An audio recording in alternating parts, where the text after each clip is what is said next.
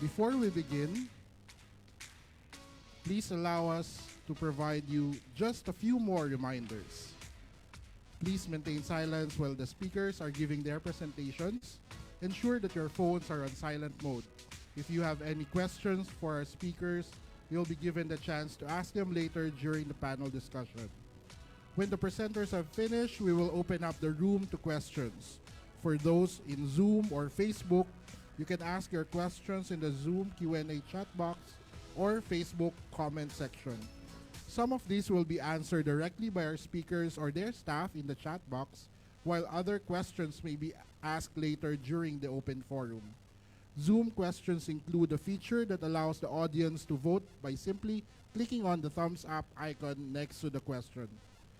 As always, this webinar will be recorded and will be available on the Livable Cities Philippines Facebook page. Lastly, and most important, at the end of the lab, we would appreciate if you could take a few minutes to answer our feedback survey. By completing the survey, you will be eligible to receive a certificate of attendance. Again, thank you for spending your afternoon with us at the Livable Cities Lab.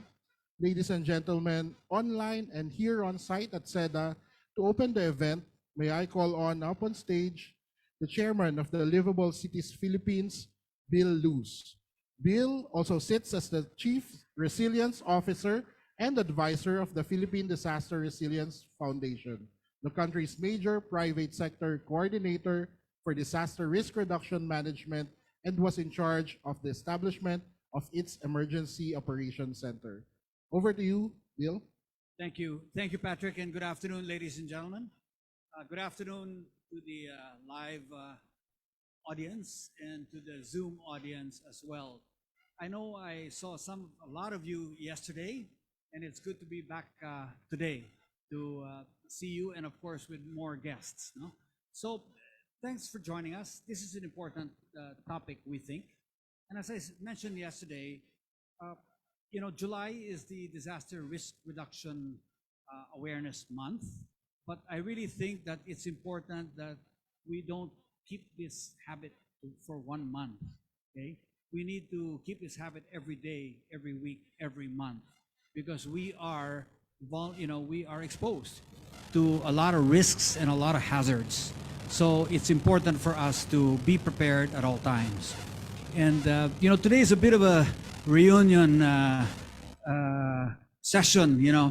There's some people we worked with, for many years. Some of them are speakers.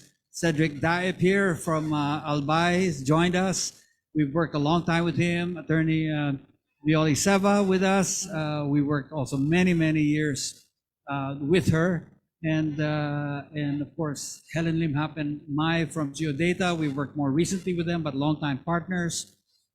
So it's good to listen to the veterans, because I think what we will, ouch, that I was going to say legends, but that's a bit too much, right? But one thing we will learn really is in preparedness, especially in a time of climate change, is that we need to think of redundancy. We need to think of a backup and a backup to the backup, because you never know what can go wrong. So today's session is going to be, I think, a very interesting session. Governor Grex will join us in a while, and Mayor Coro will join us online from Del Carmen in Siargao. So he'll be able to deliver his talk and join us on the panel discussion. So I look forward to a very interesting afternoon. I think we just have to be aware that with climate change, this is really the reality today. We need to be prepared at all times. And I think, as I told you yesterday, in the World Risk Index, we're number one. We're number one because of exposure, but we're also number one because of vulnerability. So we can't do anything about exposure, that's nature, but we can certainly do something about vulnerability. And we have to take not only both mitigation, but adaptation measures. And this is really what we're all about today. So we've got a fantastic panel of speakers, good experience on the ground, And I think we can all learn from each other. And I look forward to a very lively, open forum later on, where I will pass the mic around, and I hope to get a lot of questions. Take advantage of the presence of our speakers today and ask a lot of questions if you can. So thank you for joining us, and let's move on with the program.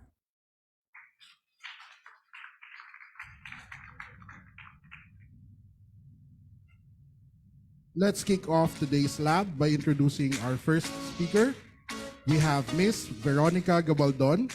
She is the Executive Director of... Oh. Okay, sorry. Rewind. This is live. Um,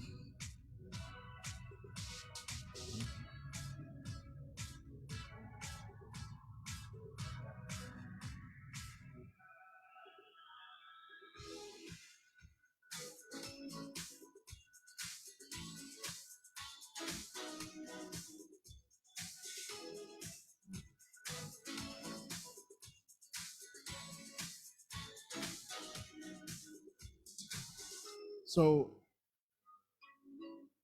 totoo na. Before we start with the panel presentations and discussion, may we call on Raymond Martin Aguilar, Vice President and Head of Enterprise Risk and Corporate Property Management at Globe, currently leading the Corporate Property Management Division, wherein he oversees the corporate building management operations and infrastructure facilities projects, including office buildings and data centers.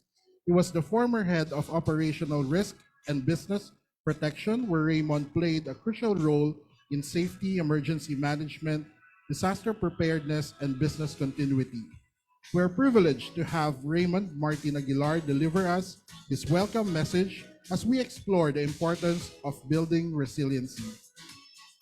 Sir Raymond Aguilar, thank you.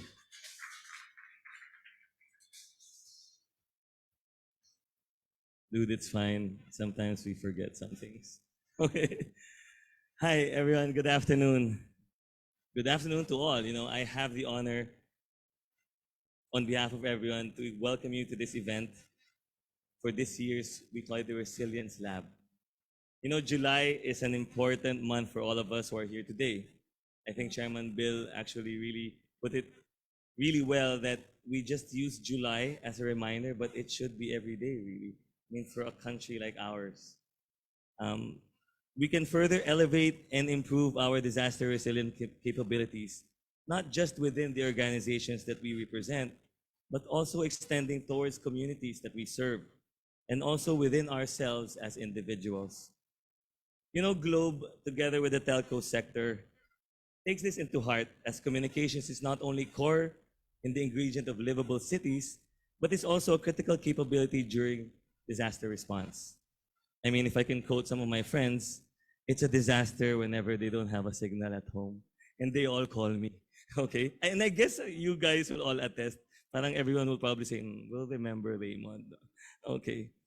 But ourselves at Globe, as far back as Super Typhoon Yolanda, just recently Odette, we have the Taal response, and there's the pandemic. We realized that what we have already in terms of disaster response, although extensive, is simply not enough. And have since then continuously ramped up our capabilities in order to effectively respond to multi-event scenarios. I think that's the key there.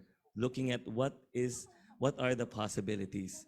And while we are fortunate to have survived, everyone in this room, we are all fortunate that we are all here. We know very well that we should not rest on our laurels. Just like many of us in this room, we have started by adopting the ISO 22301 standard business continuity management system. And I would just side comment a bit. It's not just about getting the certification, but it's really about, it's like putting your guys in line. It makes them fall in line and look at what you need to do to solidify our core resilience capabilities. And we've committed to uphold the said standard by making ourselves accountable through ISO certification. However, in order to further elevate our capabilities, we can't do it on our own, right? We partner with government agencies such as MMDA, FIVOX, in various projects and exercises. We regularly scan for what is out there in terms of best practices on resilience and disaster response. And of course, partner with like-minded organizations such as PDRF. Siyempre, of course, Miss Veronica, I will have to say that. Which is why gatherings like this are very important, as it allows us to share what we have learned through these experiences with one another and help each other be more resilient in the face of disasters and climate change. This afternoon, the organizing team has prepared for us a selection of experts. Well, dare I say it, sabi na nga ni Chairman Luz, legends, living legends, who will talk about how we will navigate, how we will build resilience today while preparing to meet the challenges ahead brought about by climate change. I think before you would never have linked disaster and climate change, but I think now there's no going around it. There is a link, right? We have Governor Edsel Greco Lagman of Albay, who will share the experiences, challenges, and lessons learned by the province of Albay. Mayor Alfredo Coro II of the Municipality of Del Carmen, Surigao del Norte, to discuss the challenges faced and successful strategies for overcoming them. Ms. Veronica Gabaldon, Executive Director of the Philippine Disaster Resilience Foundation, PDRF, to highlight opportunities for collaboration and knowledge exchange in enhancing disaster resilience. We also have our very own in Globe, Engineer Michael Agustin, Head for Public Sector Enterprise Group, to showcase innovative technologies and approaches that Globe has implemented to enhance disaster preparedness, response, and recovery. And of course, Dr. Cedric Diep, Department Head, Albay Public Safety and Emergency Management Office, Albay's very own Mr. Disaster himself, as a panelist. And I think he has a lot to say. He's been worrying about his presentation early on. You know, to end, let me just say that resilience, it's not just about building capability. It is actually a commitment to the Filipino people that we will be there in times of crisis when they need us. And your presence here is proof of that commitment. You know, there's a saying, not just in our industry or in corporate, you're only as good as your last work. And I think that echoes through the field of disaster resilience. If we are to better serve our nation during times of crisis, then we must adopt a spirit of continuous improvement. We have to be better than our last work. Use our past experiences to be better the next time and adopt the same laging handa spirit as our, boys and Girl Scouts. It is my hope that we continue to strengthen each other through events like this so that together we can become an even more disaster resilient nation. Maraming salamat po, and please enjoy the rest of the afternoon.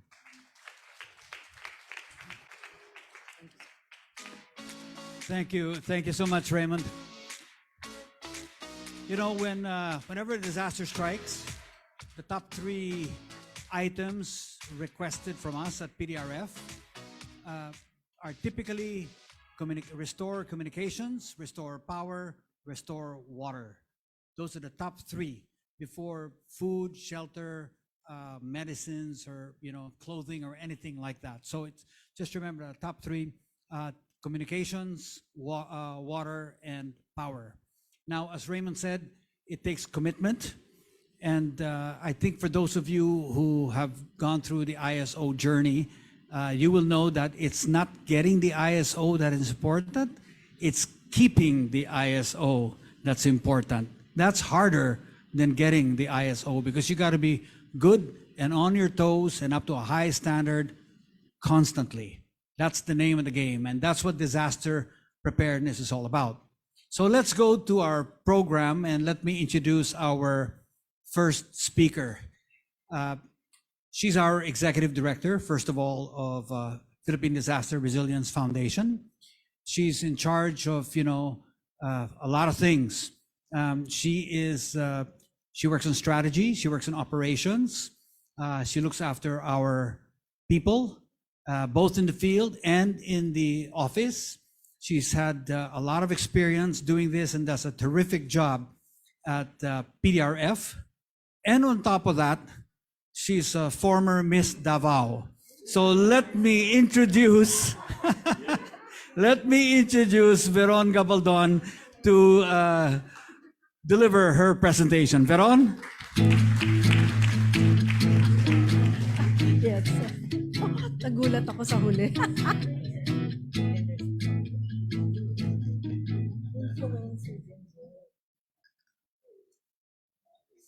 I don't know if I can get over that. Okay, so that was years and years ago.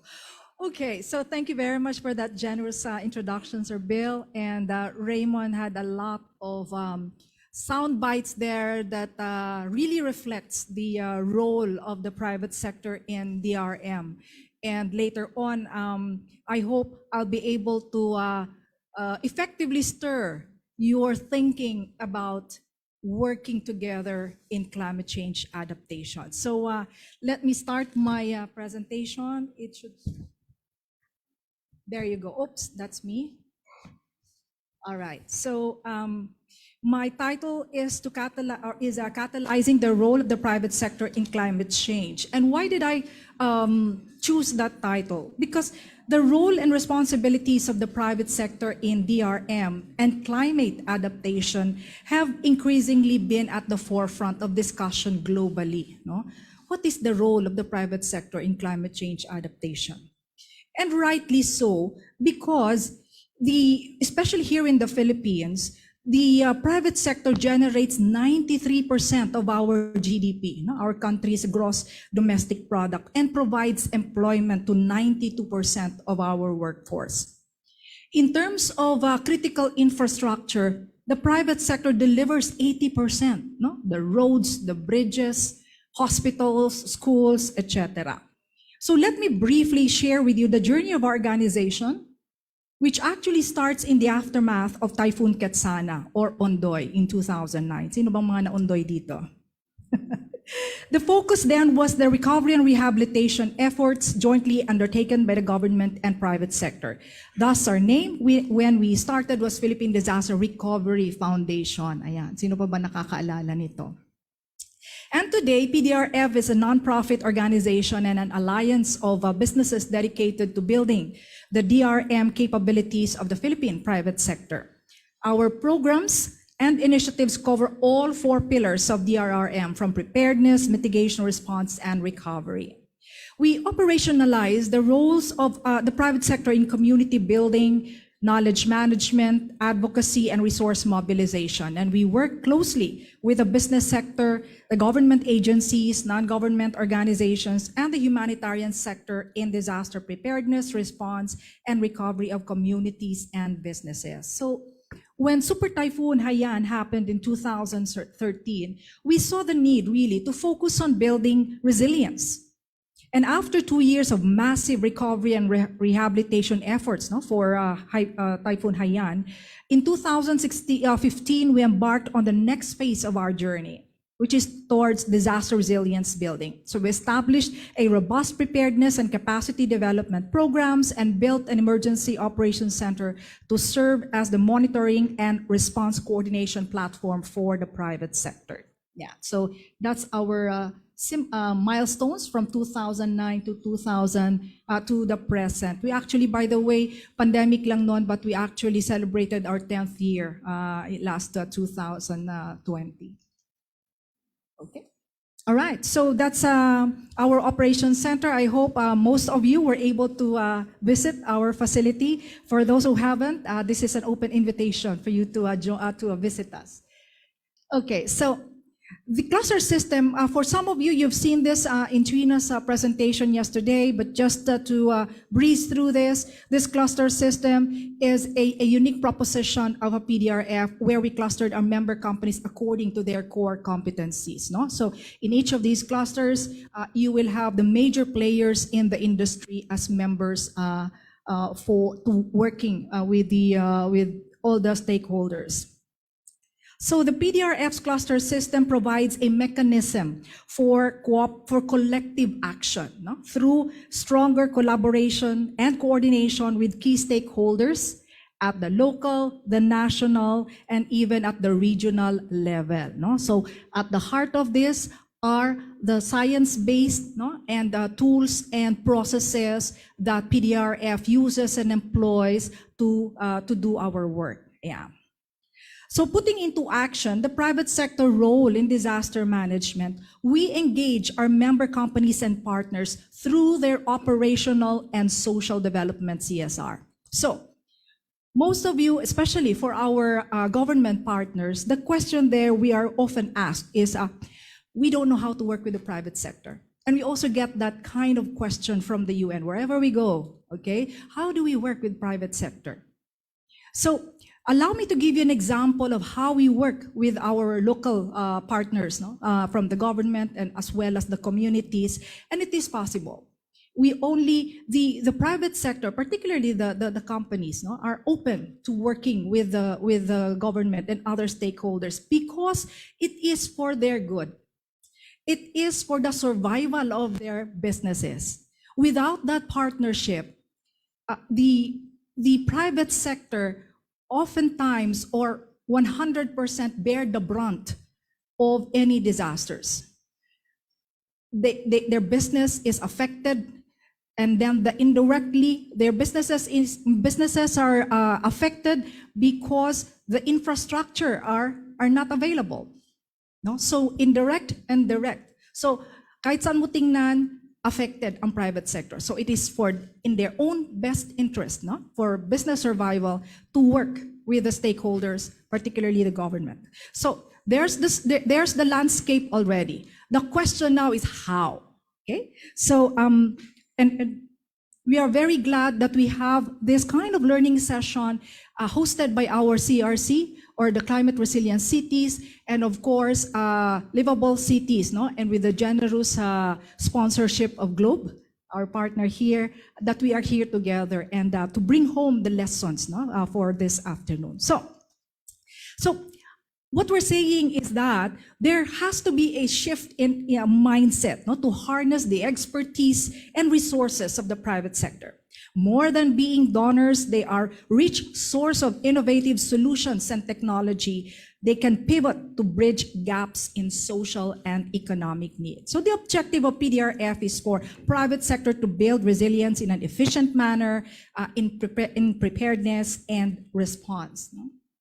So these are just example of how we harness the expertise, no? Because disasters, the impact or the damages are massive, and not one organization, not one company can do it alone. No, not even the government can do it alone. We need a concerted action here. So we pull the resources and the expertise of the private sector, no, in responding to a crisis. Here you will see how we have responded to Marawi. We provided the different competing organizations work side by side to provide the much needed assistance to affected areas. We have Globe and Smart making sure that communications is restored in a timely manner. We have Meralco, Aboitiz, and other power generations help in restoring power in the affected area. And recently, we're talking about sustainable, no? Sustainable solutions, no? So this is something that we're advocating right now for the member companies, no?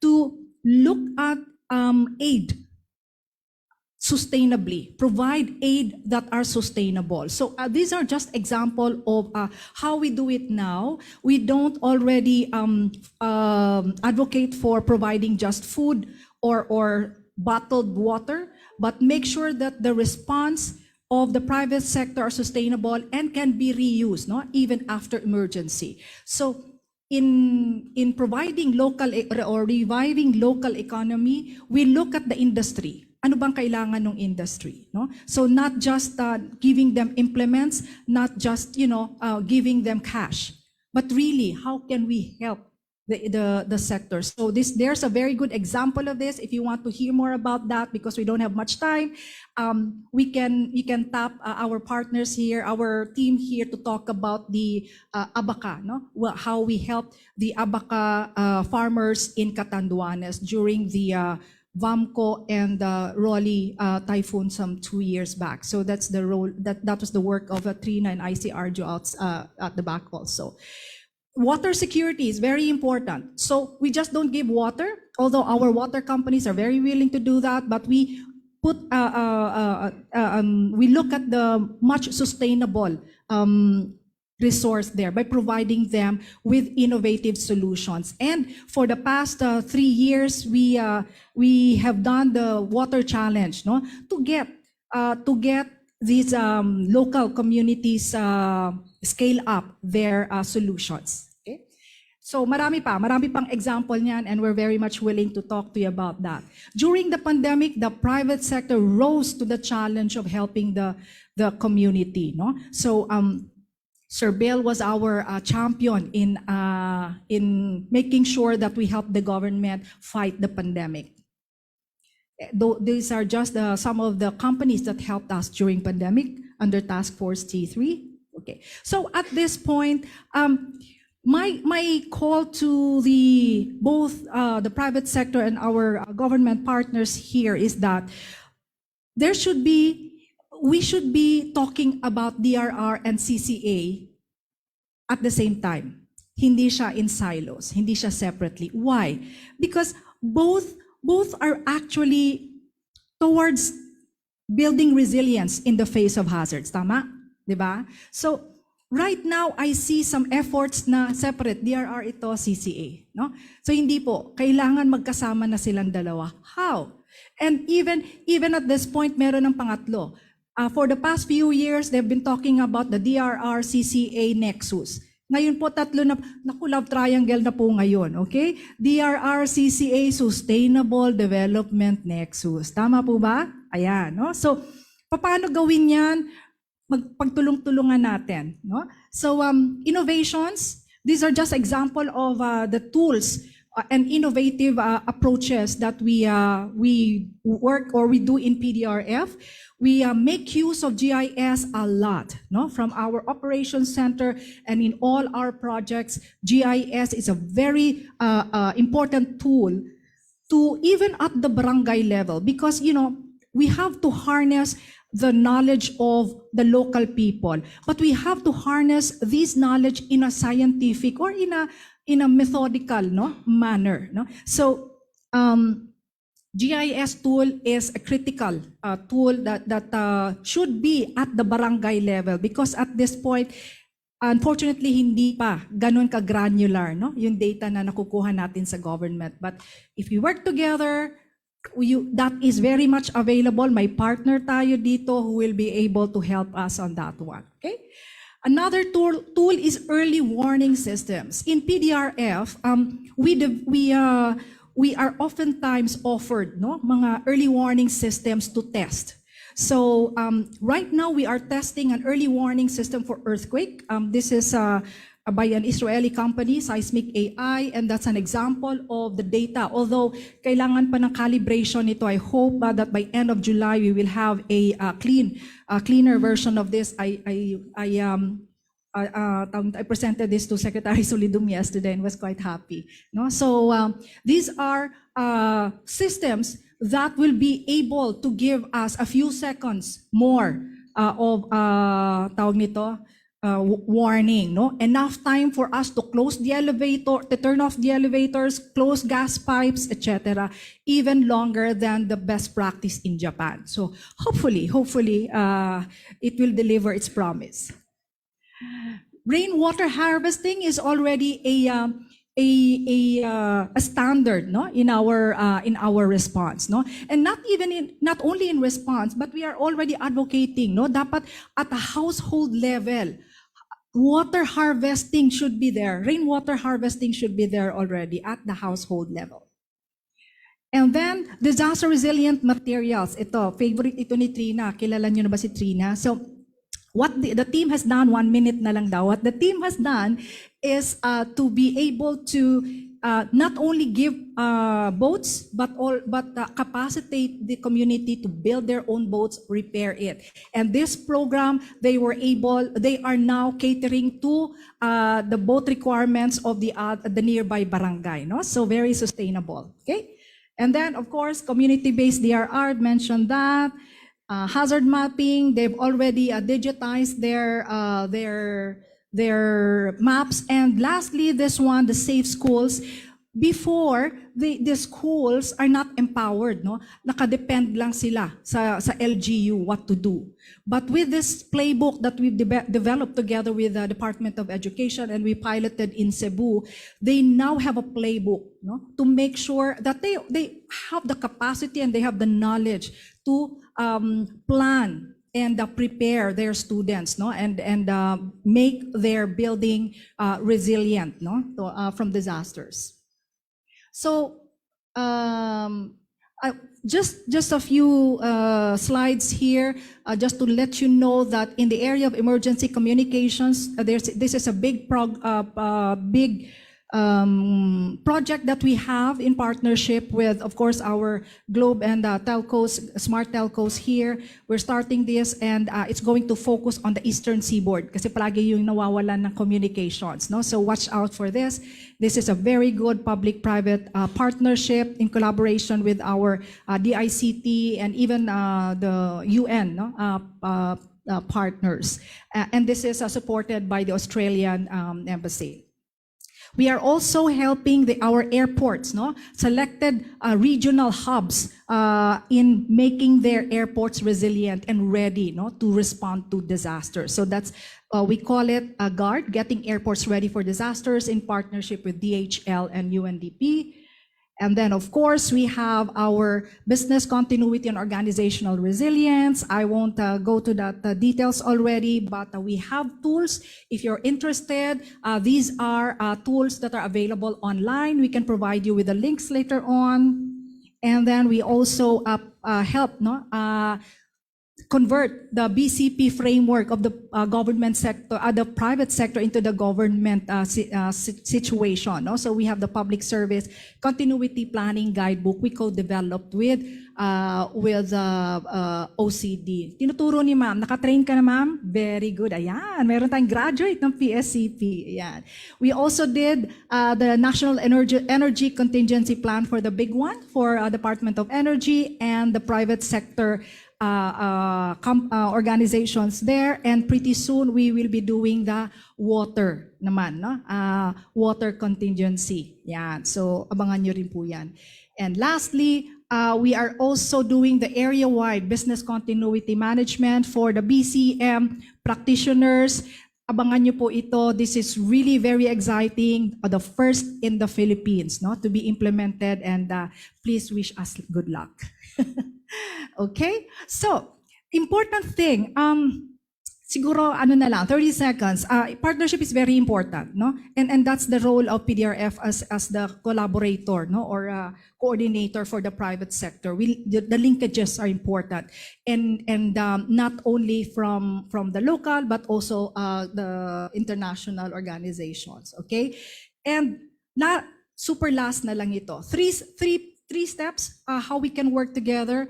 As I mentioned, CCA and DRR, they are really mutually reinforcing. So we need to work together and sit down and plan together. And then we have to do joint assessment, no, to make sure that yung ating adaptation and our strategies are complementary. So a lot needs to be done, but because we are all here, I know that we will still be, despite being number one, we are still a resilient Philippines. Thank you very much.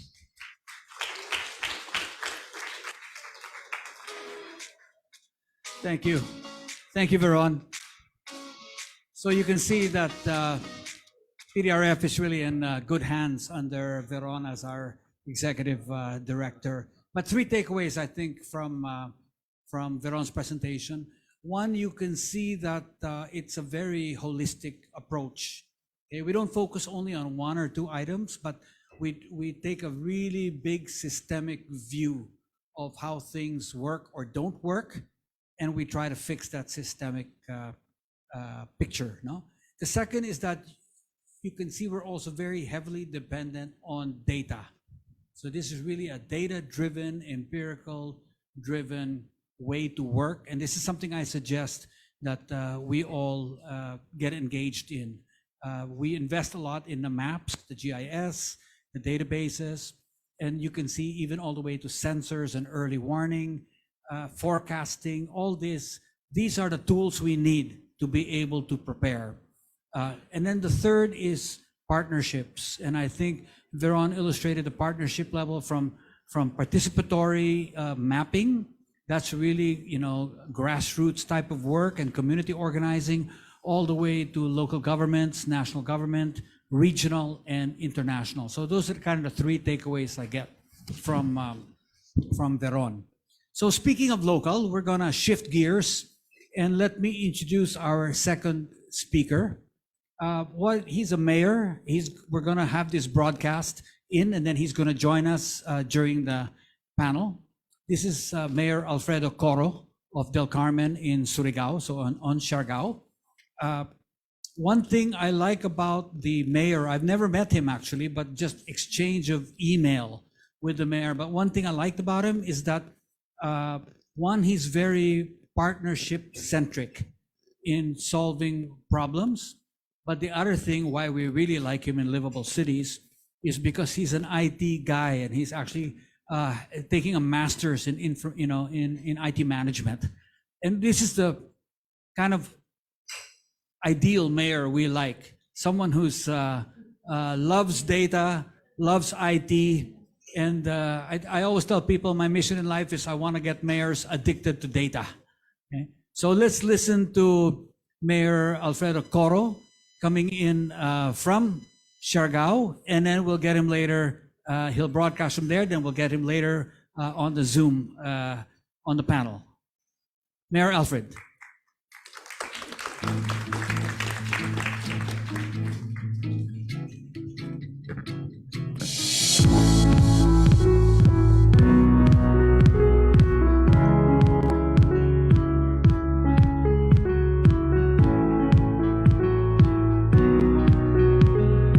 Maradyaw na adlaw sa ato tanan. Thank you for the invitation to share our story of building resilience in a time of climate change. It has been more than a decade since LGU Del Carmen took climate mitigation and climate adaptation as the heart of our developmental agenda and actions. I am Alfredo M. Coro II, Municipal Mayor of the Municipality of Del Carmen, Siargao Islands in the Philippines. Del Carmen is one of the 9 municipalities of Siargao Islands and protected landscapes and seascapes under the E-NIPAS Act of 2018. Del Carmen is considered geographically isolated and disadvantaged area, being on the easternmost seaboard of the Philippines, facing the Pacific. This photo of Super Typhoon Odette's impact is a reminder of the great risk we have faced at a time that another risk was being addressed, the COVID pandemic. The complexity of responding to the compounding risk has also direct effect on the limited resource capacity of our local government. Dealing with the issue, therefore, requires a whole-of-society approach. Tambayayong is Surigao known for coming together. This is our way of getting the whole of society to collaborate and cooperate. We work with multi-stakeholders to link science, innovation, policy management, and behavior to be able to manage, govern, and protect our economic interests despite threats and shocks brought by climate change. Let me share with you some of the climate adaptation strategies of the Municipality of Del Carmen as a result of our science-based governance from our Tambayayong. Nature-based solutions. We champion mangrove management of the largest contiguous mangrove forest in the Philippines to shield us from storm surges, typhoons, and other potential calamities, as proven by the mitigated impact of Super Typhoon Odette. To summarize our experience, we invested 10 years to prepare ourselves to battle a 4-hour typhoon. Community-based tourism. We developed an ecotourism industry that capitalized on our biggest asset, the mangrove forest and the vast municipal waters. Our Nowhere to Cover story boasted of both tours who were previously illegal fishers and illegal mangrove cutters, and a community-based tourism program employing at least 1,000 families on rotational basis. Currently, we're catering to an average of 300 to 700 visitors a day post Super Typhoon Odette. We also recently launched a community-based ATV tours in Siargao Peak for the Watershed Forest Program. Social protection for farmers and fisher folks. establish social protection program with community savings groups to allow them to have quick access to cash in times of immediate need like post-Super Typhoon Odette. Climate Field School for Farmers and Fisherfolks. This facility is aimed to develop and share process and technology for the frontliners of our food security. As the facility was severely damaged by Super Typhoon Odette, we are still waiting for additional funding for the rehabilitation from the national government. We are aiming to start the program from mid-2023 and turn over operations to the Surigao del Norte State University del Carmen campus by 2024, with focus on utilizing artificial intelligence as a way to manage our complex climate and agriculture risks. Blue carbon trading.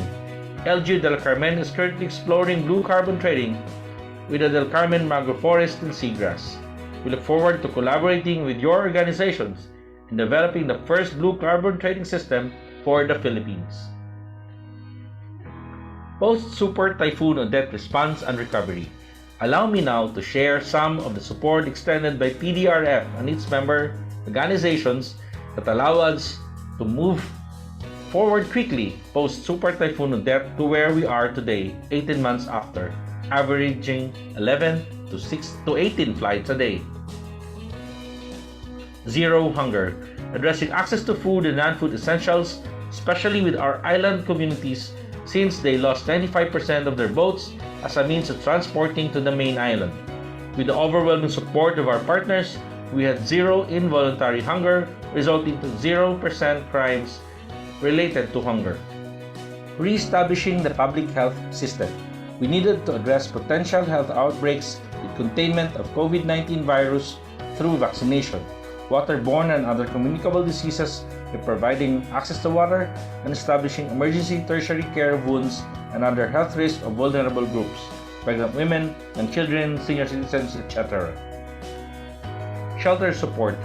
Rehabilitation of homes focusing on strong roofing support to protect their families and a clear mind to think of personal strategies and recovery of livelihood.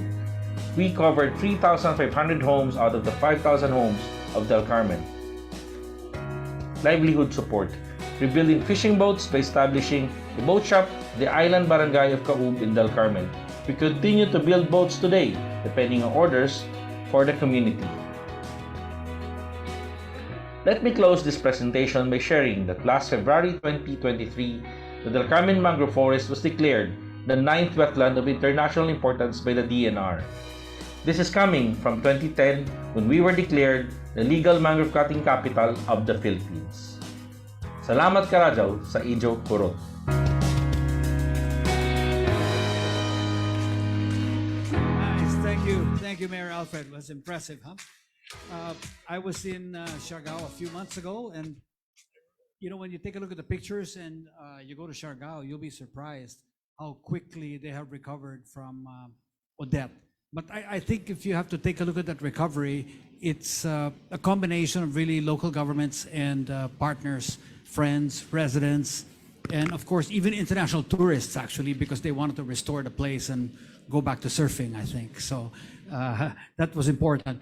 But I would say the standout here with the work of Mayor Alfred is that something I think all of you should consider, all of us should consider, which are nature-based solutions.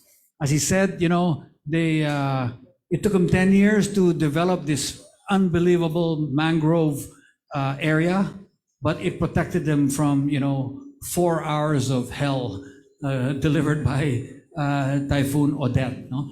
And so something to look forward to, I think, nature-based solutions. So I hope a lot of you were able to meet the G-Forest guy yesterday, because I think if you work with them and you can create a nature-based solution, I think mangroves are part of their portfolio, but you would also, of course, help in carbon sequestration, which helps climate change. So something, I think you get a 2-for-1 type of a benefit if you work on replanting. So something to do. Now that I'm on the subject of globe, let me introduce our next speaker, who I see right here. He is the head of public the public sector work within the enterprise group.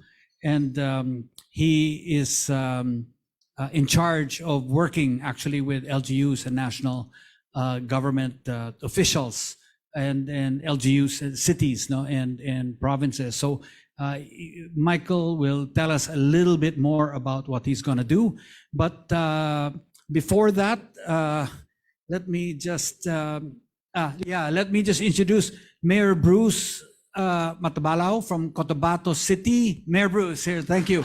Welcome, Mayor. I hope we can ask you a few questions later as well, Mayor, during the open forum, so thank you. Okay, so let me turn over to Engineer Mike Agustin. Tell us about his work at Globe dealing with public enterprise. Thank you.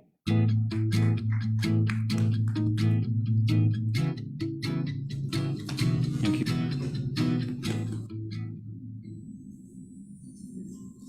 Right, a pleasant good afternoon to everyone. Just waiting for the slides to come up.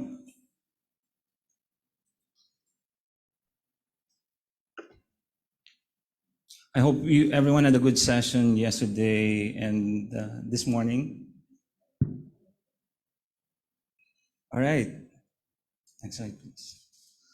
So early this month, the warmest average global temperature was recorded at 17.23 degrees Celsius, and probably the warmest in the last 100,000 years in the history of the world. In the Philippines, the hottest day was at 48 degrees Celsius, recorded just last April 2023. 75% of the world's active volcanoes are in the Pacific Ring of Fire, and 90% of the earthquakes happen in that region. In the Philippines, we have 24 active volcanoes, and the strongest earthquake happened in the Celebes Sea in 1918 at intensity 8.3. This was mentioned earlier, 315 kilometers per hour. Typhoon Haiyan was one of the most powerful tropical cyclones ever recorded, and it hit the Philippines with this speed and known as Super Typhoon Yolanda. So the impact of these events to every Filipino, our Filipino family, businesses, and nation is personal, costly, and sometimes permanent. We at Globe value the lives of every Filipino, businesses, and nation. So we recognize it is our joint duty to uphold, protect, and preserve families, ensure that business continue, and help build resilient communities. At Globe, we are committed to enable and empower our public sector partners and stakeholders through transformative leadership and through technology. So Globe's digital transformation initiatives are anchored on the 8 DILG program pillars that guide LGUs in efficiently creating initiatives that make sense for its community, allowing better delivery of public service that results in more resilient, sustainable, and progressive citizenry. These are also aligned with the 5 pillars of the Cities and Municipalities Competitive Index, the annual ranking of LGUs from DTI.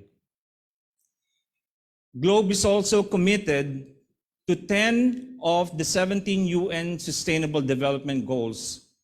Our sustainable practices as a company is integrated in how we conduct our programs and deliver our services and products to our customers, particularly with SDG number 9, which highlights the role of infrastructure and innovation as crucial drivers of economic growth and development. SDG number 17 highlights the value of partnerships similar to what we have with LGUs and working with other private organizations. In support of SDG 13, Globe adopts Race to Zero global campaign spearheaded by the United Nations Framework Convention on Climate Change and COP26 presidency since its conception in 2020. Globe also upholds SDG number 11 by enabling and providing government and its constituents sustainable and resilient solutions for their needs. In order to provide effective and relevant solutions to our customers, Globe continues to grow and transition from a telecommunications company to a company beyond telco, focusing on digital solutions that provide convenience, data security, and of course, positive social impact. Globe is now a digital solutions group company, a techco, with business interests not just in telecommunications, but also in health, fintech, entertainment, manpower, IT, and digital advertising. The Globe Group is geared towards addressing the ever-changing needs of our customers, including achieving the goals of government to its constituents. Globe also recognizes the need to align with government in order to enable them. Globe also put climate change as a key agenda, assessing and mitigating risks and enabling resources and capabilities as drivers and triggers in our product and portfolio offerings. Globe considers these activities as key drivers in addressing the need for a sustainable and resilient government and communities. The framework that we recognize that, of course, no LGU is a stranger to disaster, and that preparations have already been set by each of the LGUs. So we recommend to revisit or recreate plans that are data-driven, as mentioned earlier by Bill, with much visibility of both historical and future and real-time information. Addressing and continuously enabling your workforce and identifying resources to help you respond timely and at the most appropriate time in every situation can also help preserve lives and minimize destruction. Allowing you to access information in maintaining and improving risk mitigation processes and seamlessly collaborating help you to recover not just on the current situations, but for future events. With these understandings, Globe continues to create solutions that are relevant and effective in ensuring a sustainable and resilient government and promoting public safety. Communication with your constituents is vital not just during an event or disaster, but also in keeping them updated with the plans and preparations of the LGU. M360 is not just Globe's messaging solution, but it also caters to a whole lot of other applications. Aside from launching information campaigns and drive through M360, it can also help the LGU in sending polls to your constituents during your planning in determining their most immediate needs. It can also target a certain group of recipients depending on whatever campaign or information drive the LGU is taking on. An active repository of constituents are most essential in allowing communication to happen. So I saw the slide of Mayor Alfred earlier that there is a citizen ID available for Siargao. And this is one of the things that we promote also for the LGUs, to have a common repository and database of your constituents, allowing them to be identified and allowing them to benefit from, of course, what the LGU is providing. So Globe's MyQR allows the LGU to keep a database of its constituents, grouped into different segments: senior citizen, solo parent, and PWD are examples of these groupings. It allows the LGU to predefine benefits accorded to these groups, allowing them to plan and procure resources as needed and at the appropriate time. It also allows not just an identification system of the constituents, but also financial inclusivity with partnership with GCash, of course. Climate change has been the key driver in the disasters the world is experiencing. environmental sensors, as mentioned earlier, that cater to flood monitoring, air pollution, wind direction, intensity, ambient temperature are key tools that will help you in urban planning and risk assessment and mitigation. Illumina, Globe's intelligent lamppost, offers the ability for the LGU to keep track and monitor the environment. It also provides eyes on the ground for the LGU with its CCTV, allowing traffic monitoring, people counting, density monitoring. Video analytics allow efficient and logical tracking and monitoring of the people and the streets they walk upon. LGUs often already have different systems in place like telephony and the internet. And so the key to helping LGUs is to be able to integrate what they have, evolve or upgrade, and to consolidate these systems into a unified command center. An upgraded communication and command center provides you a security center, video, voice, and communication management, access control, and mission and incident response management. So these are just a few of the solutions that Globe continue to work on as we collaborate with government in improving and enhancing disaster and risk mitigation, risk management. But whether it is the great flood as described in biblical times or the anticipated big one, those doesn't matter. Those disasters doesn't matter. Whatever comes our way doesn't matter. What matters is how everybody plans for these events. Good morning, everyone.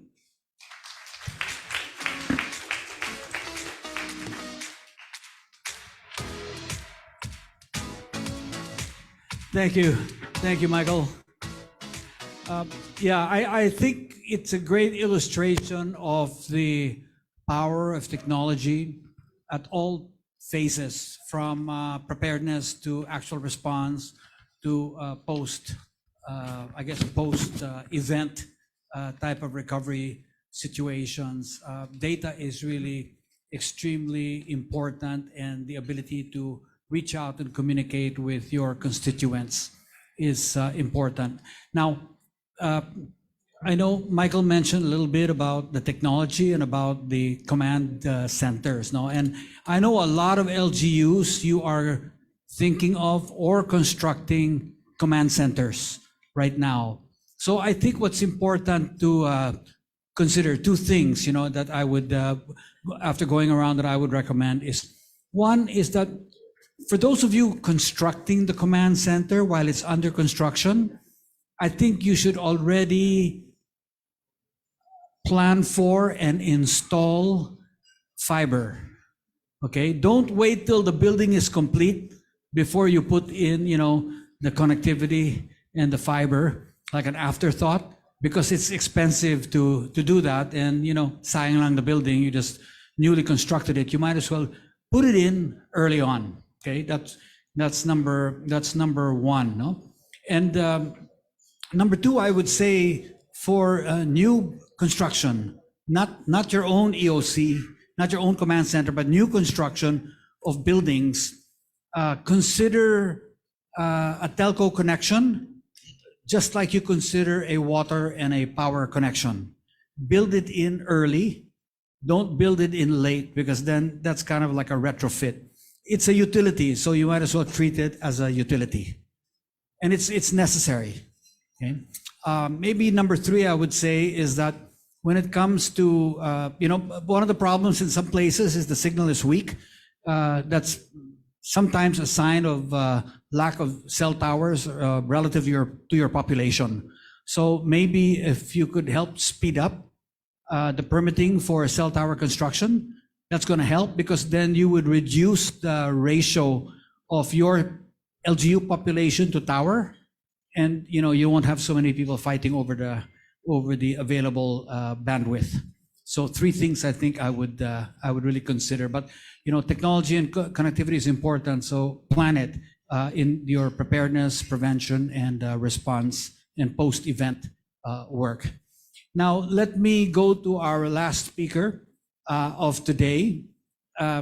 We had invited Governor Grex Lagman of Albay, and he's been taken up with something very, very important, and will be coming over hopefully during the open forum. But he is very, very well represented by our next speaker, Cedric Daep. And now I will use the word legend in my introduction. We've known Cedric for a long, long time. He heads Albay's, public safety office, DRRM office. But I think everyone knows that. What people don't know is that Cedric set up the first command center in the country. What year, Cedric? 91?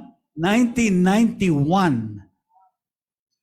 Beat that, huh? 1991. Cedric had set up the first command center, and that became actually the example and a requirement for all other LGUs to follow. So he's really way, way ahead of us in this work. And so I'm so glad that Governor Grex was also able to bring him over. And so let's please welcome the legend Cedric Daep on stage.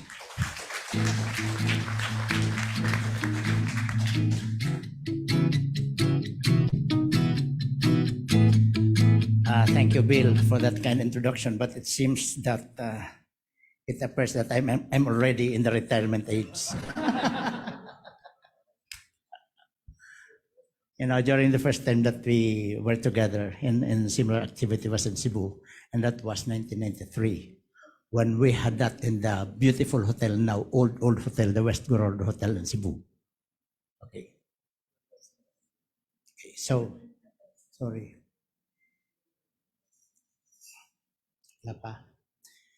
Anyway, I'll be sharing to you some important innovations and activities done by the province, and so far making the province resilient, starting from the community, because we consider communities as the first line of defense.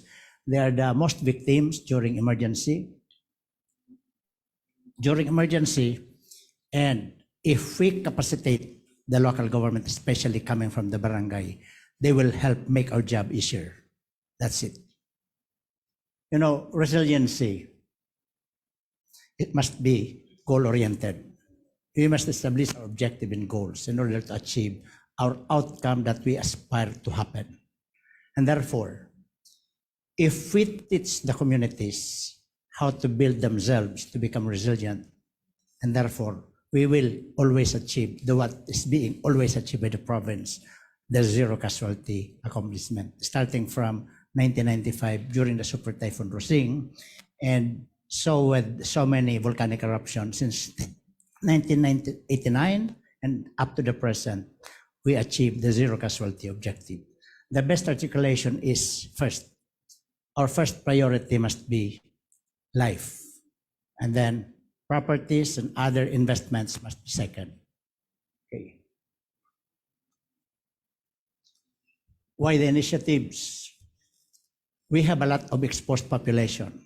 From the volcano, we have, in the 6 kilometers, we have more than 2,000 families. Along this slope, we have about 36,000. On storm surge and tsunami, we have more than 35,000 families. Now, on flood alone, we have 76,000 families exposed. Talking about low-quality houses, we have 98,000 houses.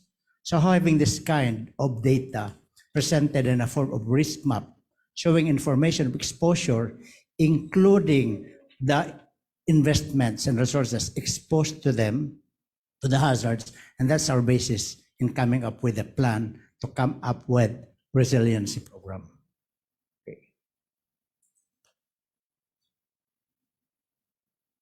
Okay. These are the focus.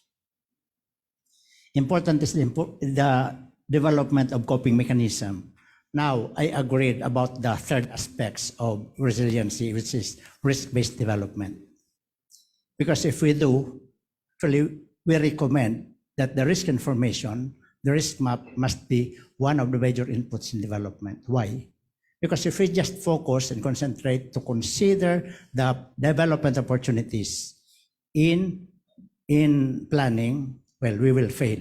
We might have a lot of big investments in order for us to know in split seconds that they fail.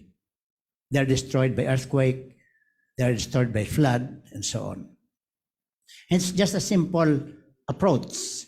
Just like during Ondoy, I was invited in Manila Hotel by Manila Chamber of Commerce and Industry because we would want to pull out their investments. I told them no. 100% Metro Manila is safe against flood. And then marinig mo yung ungol nilang talagang lalakas. No, we don't believe you. I repeat, you are 100% safe against flood. Second and third floor because the countermeasure is elevation. And that's it. Tumahimik sila. Okay. And then governance is very important. Why? Because we need the human infrastructure to become permanent. We had the policy supporting the human infrastructure in order to achieve the objective and goals. And the third one is the budget. Because the best articulation to achieve our objective in order to come up with an outcome as expected is budget. So the three pillars in government making DRRCCA to become institutionalized must be human infrastructure, policy, and budget. Hindi ko po masabing lahat kasi I'm talking about 15 minutes talk. Okay, that's it. And the importance of institutionalization is sustainability. Not just like because of having this PDRRMC and DRRMC, where there are members coming from different organizations and agencies, and after the disaster, they are pulled out, they are back to their mother units, and then what happened?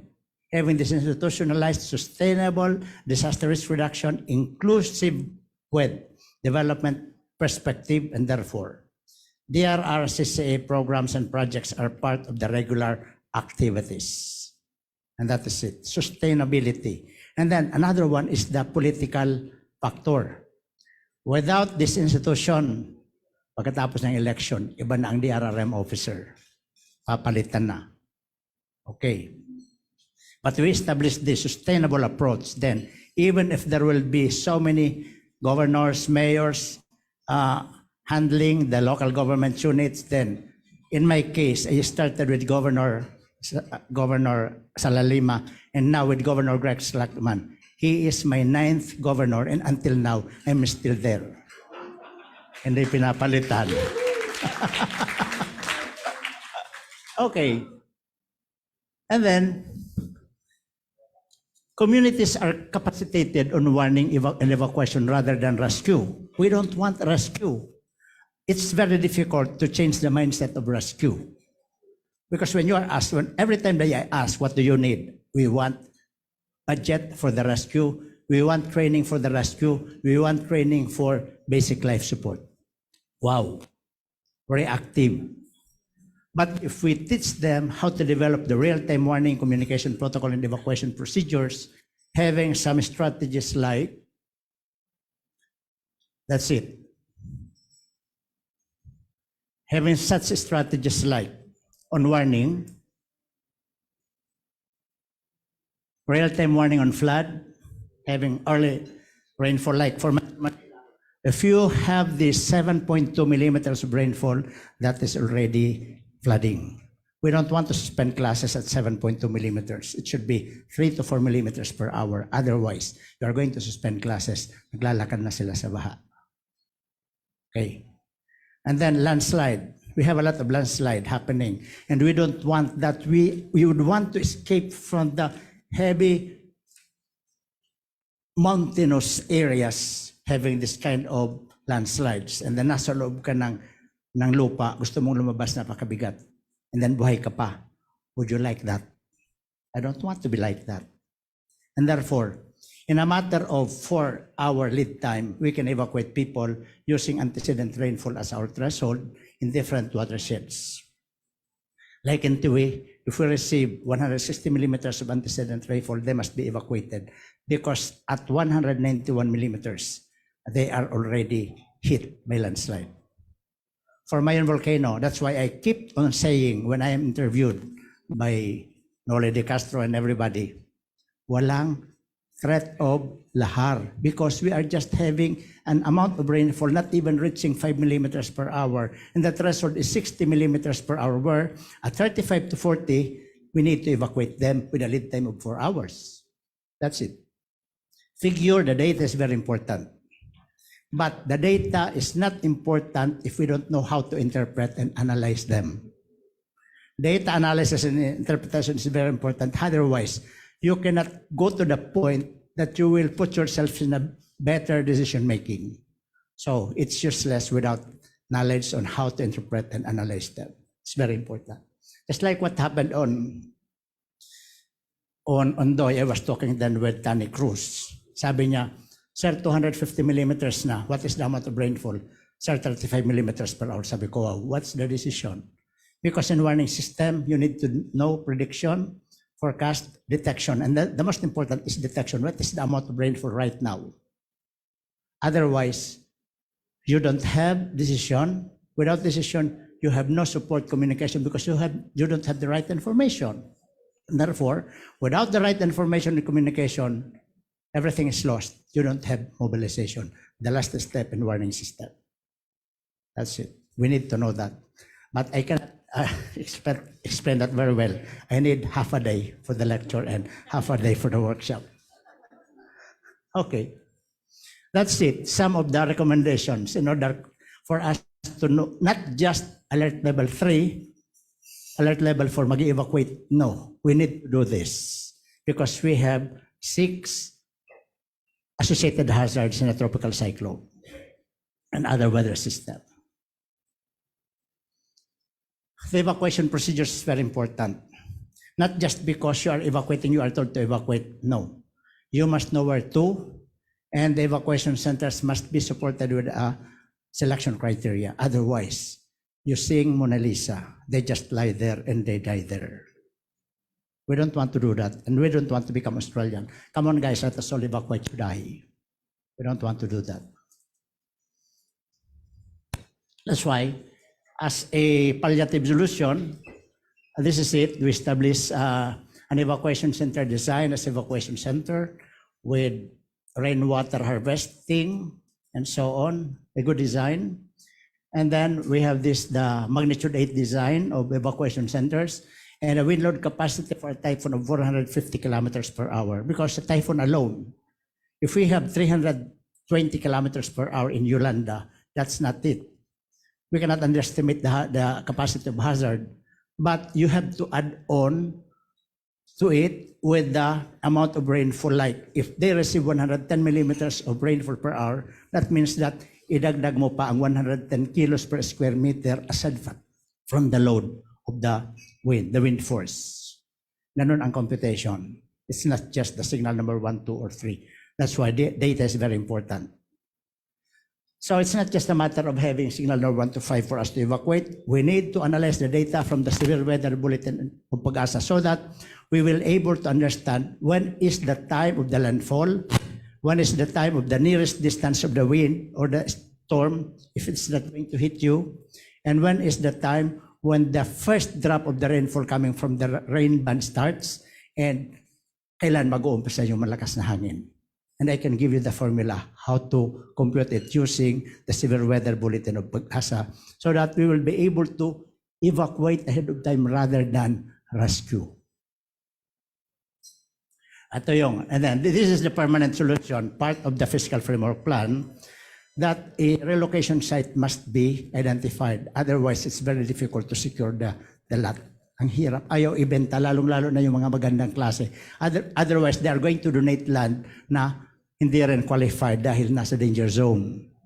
We don't want that. That's why this must be part of the plan.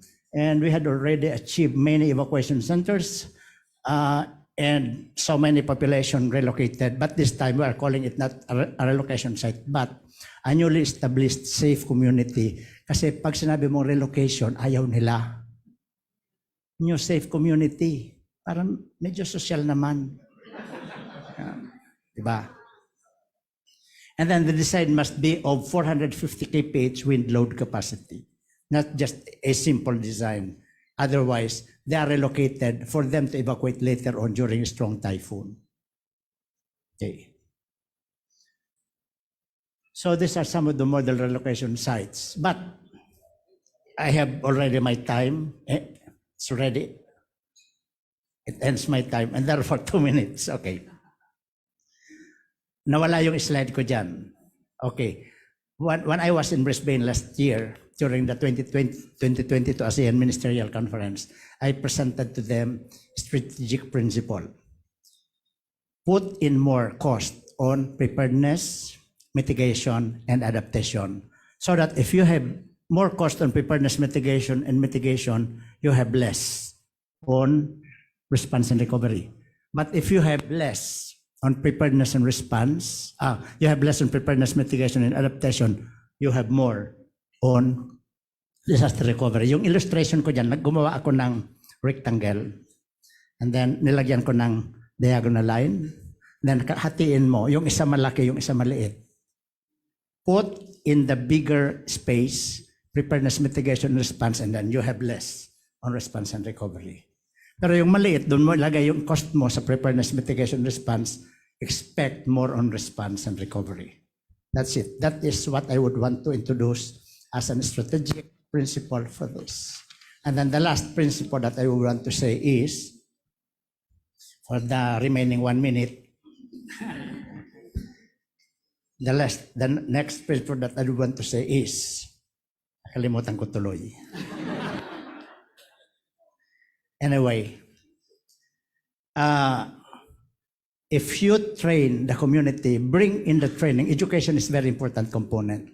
Without education, that is one of the major factors of disaster, lack of information and awareness. Because if you put more awareness on the community, especially the nature and effects of hazards, a science-based approach to disaster risk reduction and climate change adaptation, then I will assure you, you are in a success. You are in a bit better direction towards achieving a zero casualty goal, achieving a risk-free development, and achieving our objective to become less in terms of heavy workload, because it will help make our job easier. Okay, thank you very much.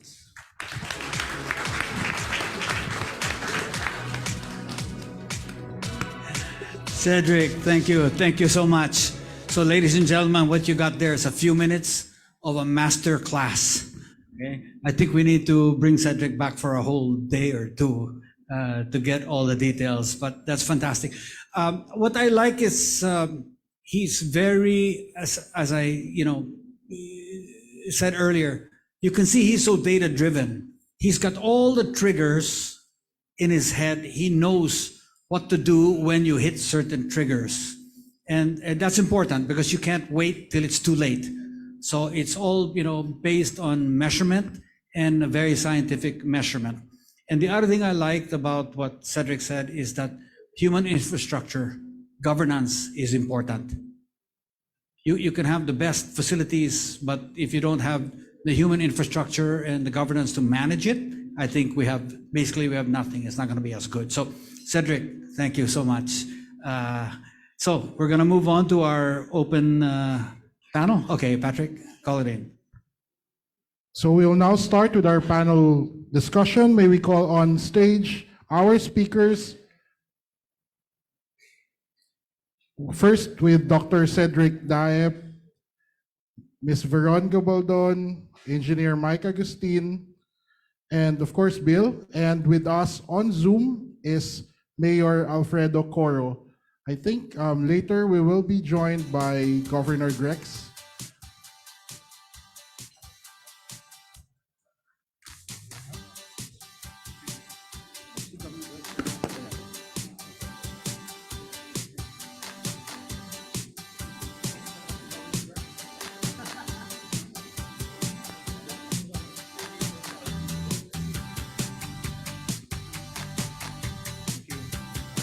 Okay.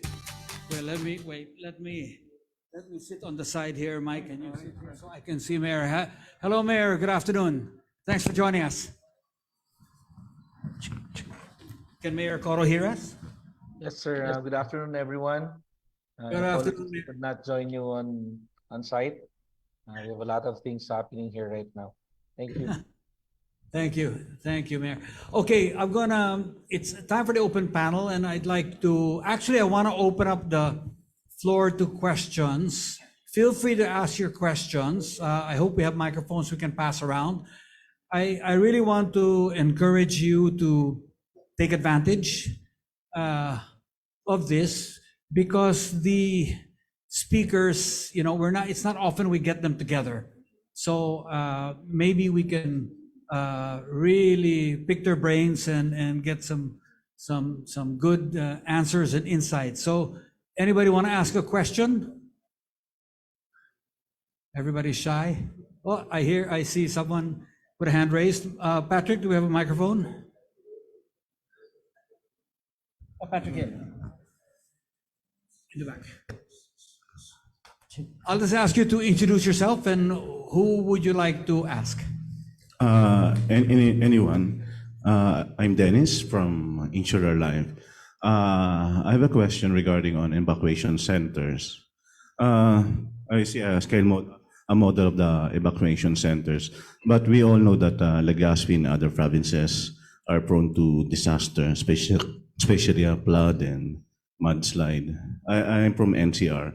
I haven't experienced or witnessed mudslides in Manila or NCR, but I witnessed lots of fires. But I'm thinking of a prefab or a container van, multi-level container van of 3-story high, designed for fire, so that it's not only intended for floods, so that because when there's a flood, fire, I see some people are still on the streets now. They don't know where to live or where to be evacuated. So it's like a standby, let's say, a small container van that can accommodate around 5 people in a family. So, and the container van, let's say, minimum of 100. Because usually, unlike in floods and mudslide, those are large scale disasters. But unlike in fire, it usually in a close community of, let's say, 30 to 50 houses were burned. So I'm thinking of, let's say, 100 per city.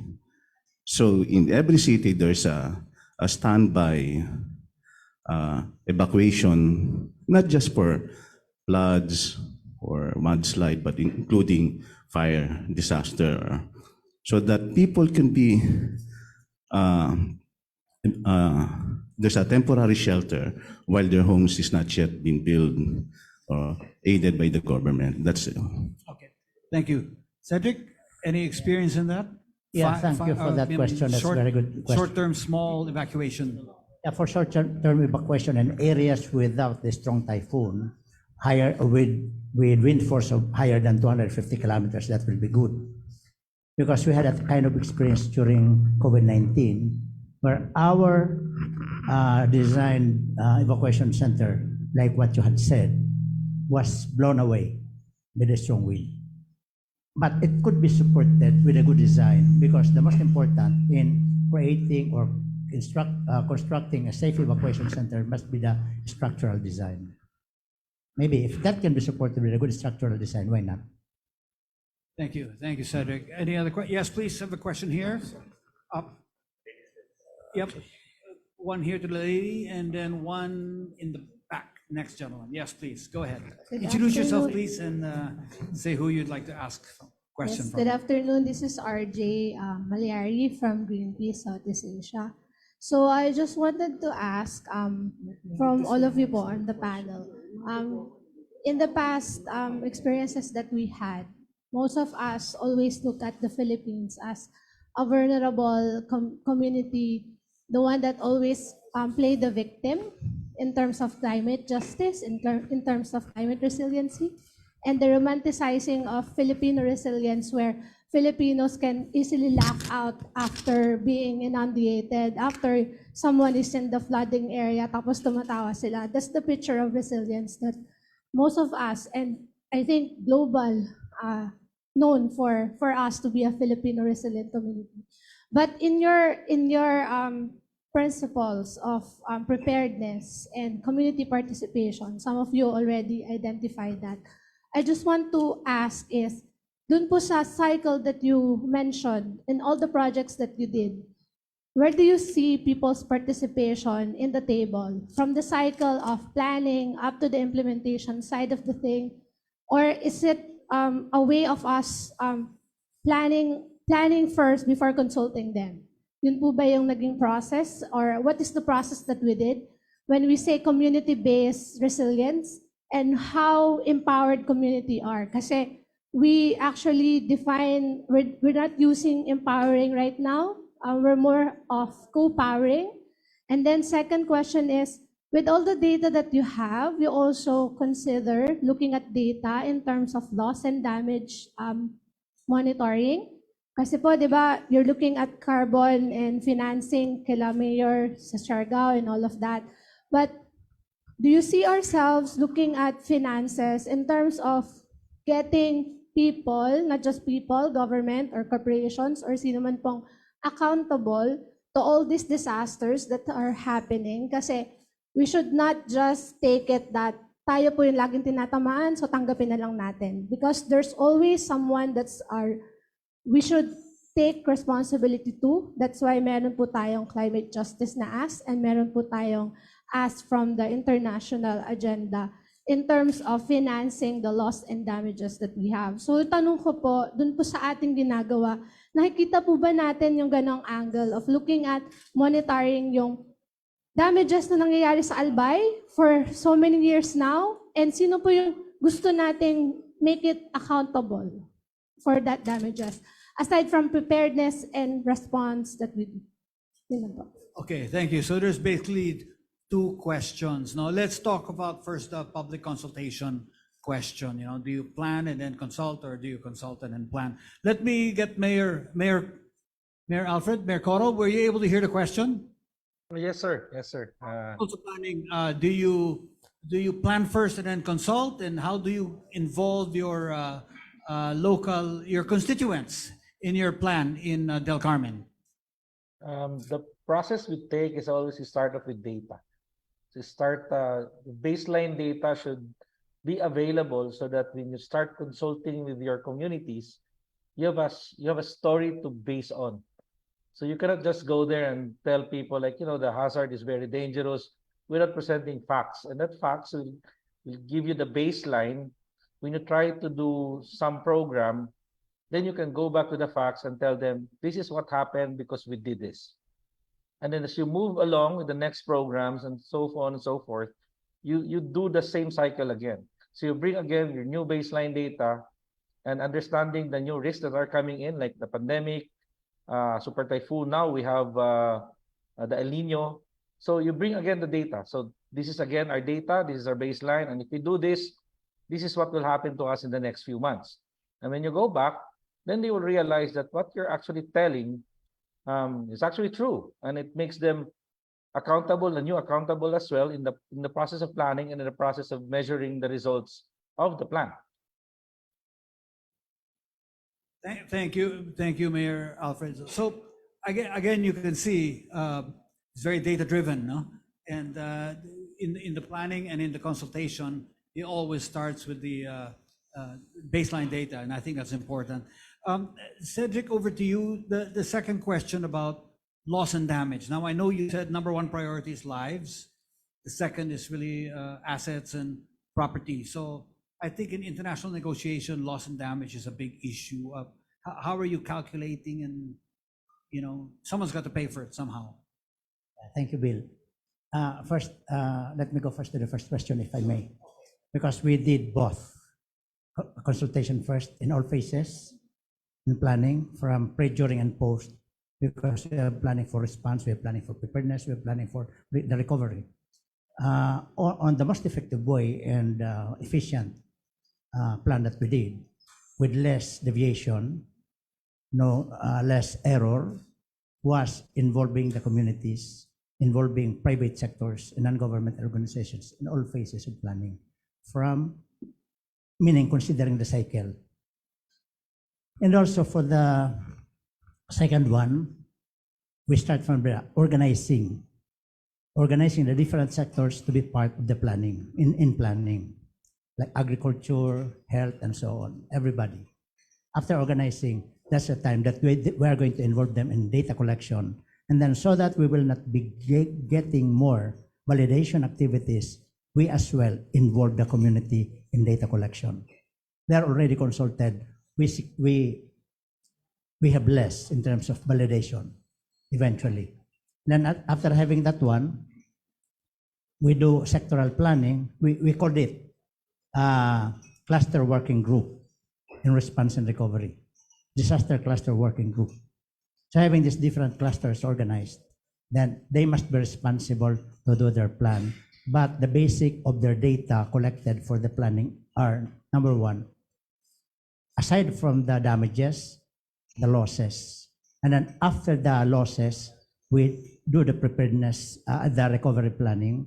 And then after the recovery planning, we identified which one will be short-term or immediate, which one will be long-term.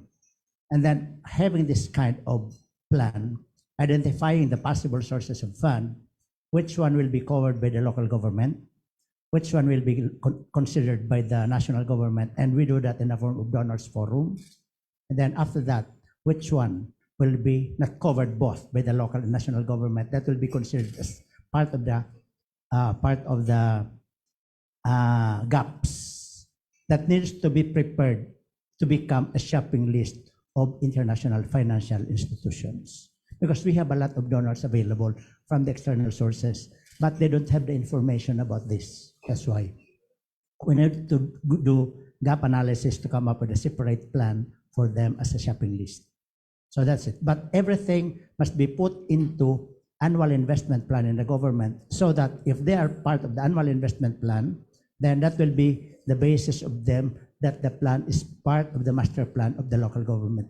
Because without tweets, they will not consider the proposal for approval because they are not part of the master plan. That's it. Thank you, Cedric. So I think that's a very good insight that Cedric gives on the planning and consultation. The more consultation, the less time you spend on the validation, because you already have the data. You have the truth from the ground already with you. So I think that's a very good piece of advice. No, Veron, what about on your side, PDRF? I mean, when you go around, and Michael, when you work with LGUs, what's your process on consultation and planning? So Veron first. Yes. Si Sir Cedric, siya yung ideal na LGU na pupuntahan natin. Okay, so what I am about to tell you complements, no? And makes it more helpful pagka si Sir Cedric yung kausap mo, no? So how do we do that? I'll tell you in two ways, no? One in response and one one is on development, no? Or providing assistance to the a project, no? Gawa kayo ng project sa community. And of course, at the very heart of it is the community, the people, no? Sila mismo, sila dapat lahat ng gagawin natin, nasa sentro sila ng lahat ng planning natin. In response, we have PDRF's role is to advocate for the right way of helping, no? Following the sphere standards and following the humanitarian principles, no? Preserving their dignity and making sure that the assistance that you give is appropriate. Before, noong time ng Ondoy, may makikita ka nagbigay doon ng kanilang mga prom dress, no? Yung mga gown. Wala na yan ngayon, no? So we have educated our member companies, our network for the right appropriate response, and that is through our operations center. So anong ginagawa nila? They go down and they do the pre-disaster needs assessment. So kausap nila si Sir Cedric, kumpleto ng data, ang galing. And then we go to the community, validate it, go back to the drawing board, call on the network, nag-flash appeal sila, sir, ito na, meron kami. No? So, ganun ang complementation, if done right. No? And as Mayor said, at the heart of it is the data, has to be data-driven. On the project side, the same thing. No? If you want, let's say, for example, we would like to give a emergency communications capability to a certain LGU. So still the number one is to do a risk assessment, do a paper review, and then go down there and validate. No? So, and then talk to the community. It's always about the community. No? Makita mo naman all the success of, if you dissect a successful project, it is because the community has been appropriately consulted. And the accountability comes into play as well, no? Because they have committed this much, the project or any activity should have a monitoring system to evaluate it. Thanks. Michael, how about you? In your planning process, you work a lot with LGUs. What's the process? All right. For Globe, I believe that we engage mostly with the local government. So definitely we help out in the process that they conduct in terms of the surveys and connecting to the people. Because I believe that, for example, people's voices needs to be heard. So when you do that survey, that collection of data from people, then they take ownership already because it's their status. You're getting it from the grassroots.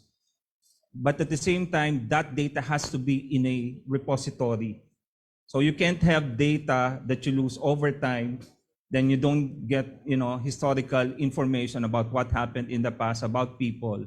So we work with LGUs. We go around Luzon, Visayas, Mindanao, and ask them what are the challenges internally, for example, in the organization of the LGU, and at the same time externally, what their constituents needs. And we provide the right tools and technology for them to be able to execute those plans. Thanks. Yeah, so again, this consultation process is so important for preparedness and prevention. There was a question in the back of the room earlier. Yes, please, go ahead. Do we have a microphone? Go ahead, please.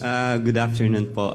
My name is Ian. I'm an associate of Climate Reality Project, which was founded by Mr. Vice President Al Gore. And first, thank you for opening this event to the public. Nakita ko lang sa Facebook. Uy, okay. Punta ako. And andun yung si Idol, si Sir Luz.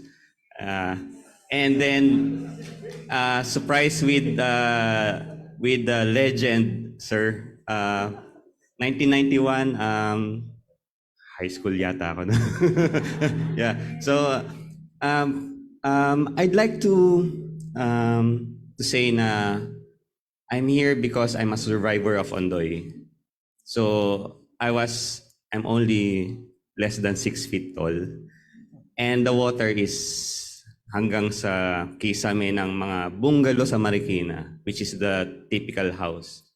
So I made a pact with the creator na sabi ko, wag muna po kasi 2 taon pa lang yung anak ko. I'd like to see my apo, if ever. So I made a pact na if you give me beyond this night, beyond this day, I'll do something for you in exchange for my life. So I found it through the book na iniintay-intay ko from Al Gore, which was published in November of 2009. And there was one word there, biochar, that he used to promote from 2007 during his years as a senator.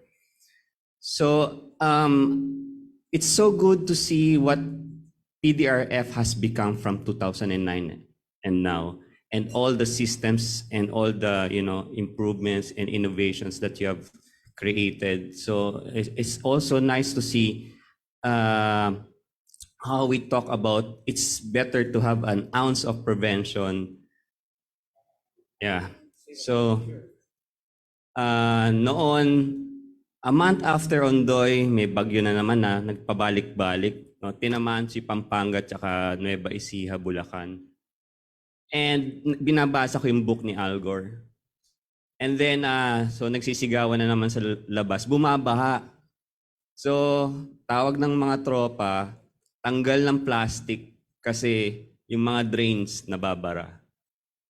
So what I'm about to say is, one indigenous culture has suffered 4 mega droughts in the Amazon, and this civilization has survived for the last 2,500 years. And they have created a black earth, which is called terra preta. And this is still productive until today na it's now a commodity in Brazil. So what I'm trying to say is the Philippines, agricultural country tayo. We can use the lessons of biochar or terra preta in creating clean water, since meron ka na rin namang rainwater harvesting, but then it's not clean, right? So if we teach communities up to the national level, ano ba tong biochar? Just in the interest of time, if Yes, you yes, have sorry, a sorry. question. Yeah. So I hope you'd look into this. Na there's only one thing that can reverse climate change, is to put carbon back in the ground. And to do that, there's a natural low-cost method. It was actually championed by Miss Regina Lopez during her time. Sadly, hindi siya natuloy. He put it on the national agenda. So, makakapagluto, makakapagpakulo ng tubig, yung uling can be used to filter the water after a disaster. And then, pag tapos na yung disaster, pwede siyang ilagay sa lupa to grow crops. Okay, good. Thank you. Thank you very much for the comment. Thank you po. Thank you. Any other questions? I have one question. Please, Cedric, go ahead. Yeah, let me Yeah, tell you question? about something. Okay, two Something questions. about the situations what happened during the past typhoons. You know, during Typhoon Ondoy, it was only at 96 kilometers per hour wind, and signal number 2 lang ang Metro Manila, and Metro Manila was not hit directly, passing through the northeast of Metro Manila. Pero, as in signal number 2, nobody mind to make action about it. But the rainfall reached 450 millimeters in 24 hours. And mind you, in 1 month rainfall during the rainy season, it doesn't even reach 380 millimeters. But Ondoy had 450 millimeters of rainfall per hour in 24 hours. So what happened? That was a huge flooding, and therefore the trigger for the avoidance of that particular areas to be avoided must be done. Otherwise, we will do the same. Similar what happened in Sendong. It reached 475 millimeters in a matter of 30 minutes. After reaching 50 to 25 millimeters of rainfall per hour, the flood in Cagayan de Oro River reached ceiling level of the first house near the river in a matter of 30 minutes from the normal level, because reaching an amount of 186 millimeters, that is already the threshold for the saturation. So after that, 15 millimeters back, 30 minutes from Bukidnon, ceiling level. So we need to come up with a trigger, study about the information, how are we going to go about with the preparation in order for us to come up with an action beforehand, because we cannot rescue 100,000 in 1 day, but we can evacuate 100,000 in an hour. Having that organized with warning system, communication, and evacuation procedures done, we can do it. Thank you, Cedric. Yeah, good, wise advice. No? Before I go to a question, I want to ask Mayor Coro, Alfred. You know, we were looking at your video. We were amazed at your mangrove area. How did you, is that natural, or how much of nature did you help to add to the mangrove in Del Carmen or in Siargao? Yes, sir. Prior, a couple of years ago already, it has grown big, but there was a rampant illegal mangrove cutting as part of their livelihood and behavior. So people were cutting mangroves to sell it for firewood, and we were even exporting mangrove. There was low appreciation of what it brings to their livelihood and to their lives. So when we started realizing the value of the mangrove way back 2011, there was a couple of scientists under the Ecotown program of CCC that presented with us the data, and we saw the opportunity to educate the people of the mangrove value. And that's when we started communicating back to them, allowing this process of change na if we continue with the existing practices, magkakaroon talaga ng problema na baka yung storm surge pumasok. So we cannot stop the rise of the water.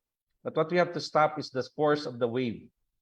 So pag pumasok yan, mataas yung risk na baka yung lahat ng nasa coastal mamatay. And we started with a lot of communication with them hanggang sa iba-ibang sector. So iba yung the way you communicate to the farmer, to the fisher folk, those that live in the coastal areas, to the government workers who support the illegal mangrove cutting, kasi may ganun ng norm. So yung behavioral change na nangyari, yung support with a lot of education. Sabi nga kanina ni Dr. Cedric, yun nga, education.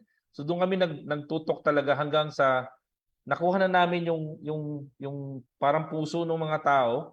Then we started rehabilitating. And we were able to replant almost 600 hectares in the span of 10 years in critical areas of the mangrove forest. And we were able to stop the cutting. Mahirap din isabi yung trimming kasi nung inassess namin yung mga tao, most of our community before, medyo mababa yung natapos na educational level. So mahirap i-explain yung trimming. So we just decided as a community that we just stop cutting. So ngayon, when we saw the capacity of the survival rate reaching 80%, medyo ibig sabihin maganda na yung feedback ng community, maganda na yung appreciation nila ng mga nangyari. And over the course of the different typhoon experiences, mula Yolanda, kasi we were the first to be hit by Yolanda, sa awa ng Diyos, hindi masyadong nagkaroon ng damage. And I think that was their first experience na the mangroves were actually saving them. And ngayon, after 10 years, na-validate talaga nung nangyari yung recent na ODEP. Pagtama nung ODEP, kasi 4 hours yung typhoon, ang lakas talaga nung surge. Pero wala, taas nung level nung alon, pero wala siyang power. So nangyari, na-relocate lang yung mga bangka. So there's in the photo you can see that same with the issue of Yolanda, na displace nalipat yung mga bangka, pero wala siyang force, so wala masyadong damages. And I think that allowed us to easily communicate back. Yun nga, with the data that we had, now binabalik namin sa kanila. So if you continue what you have been doing for the last 10 years, even after our experience in ODEP, then we continue to have this experience. So it also manifested in our fish stocks. So dumami yung aming isda. So yung aming isda umabot there's an increase in our fish stocks with 200%. So mas mabilis ka ng mangisda kaysa before na parang 8 hours ka and you only get 2 kilos.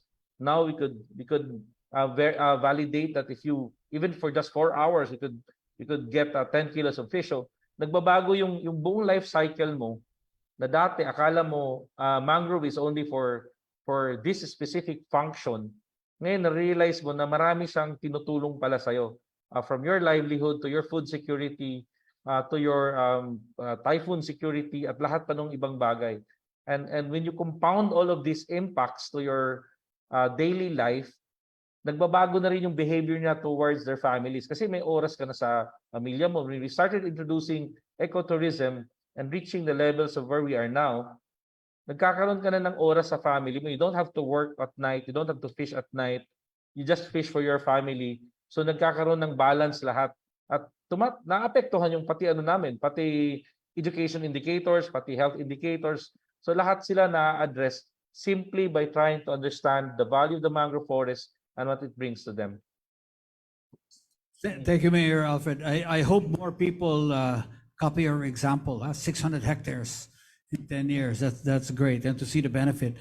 Okay, we're running a bit over time, but we also started late. So if you don't mind, we'll just continue a little bit more. Actually, I see 4 questions, right? 3 in the room and 1 on Zoom. Okay, so we'll take the last 4 questions, and then actually I'll ask the last from Cedric. No, so let's take the first one here, and then we'll go to Zoom. Then we'll come back into the room, and then here. Okay, microphone, please. Go ahead. Hello. Good afternoon po, honorable panel. We'll make everything quick, please. Yes, please. Yes po. Sorry. I'm Sorry, pressure. I know that it's just up to 4, right? So, hi po. My name is Rod from Makakalikasan Project Philippines Incorporated, and we are just a small NGO started last January. And my question po is for Engineer Michael Agustin. And just two question lang po. And since Globe is one of the leading telco company and IT solutions company, do you plan to adapting artificial intelligence AI like ChatGPT to build more sustainable solutions to in line with our environmental projects? And last question po, do you have programs for small NGOs like us, like for social enterprise that also align with the goals that we have for SDGs and whatnot? So yun na po. Thank you. All right, thank you. For the first question, definitely we have a group within Globe, for example, that looks into research and development. So they're looking into new technology, and over time, they engage a different group, including ours, and we bring to them, of course, the needs of our customers, the people that we talk to. And so they came up with projects and solutions. One of the projects that they came up with was Illumina, the one that I showed earlier, making, for example, the regular lamppost to be more effective, more intelligent, by putting in more things into that lamppost. You're able to monitor, for example, people in the streets, and at the same time, environmental and weather sensors, IoT devices in that lamppost. So, and I think in my discussion with them yesterday, they're looking at next generation lampposts. So definitely there are things in the pipeline that we look into in addressing whatever the needs are, as we bring to them the needs of the people that we talk to. The second question is, we also have a social responsibility team, our corporate social responsibility team that works with the different NGOs, not just NGOs, definitely with government, both national and local, but a lot of other organizations that we work with. We align with, for example, what we have put in place as our priority projects. So if one of those priorities matches yours, and definitely we can partner with you in whatever activities that you have.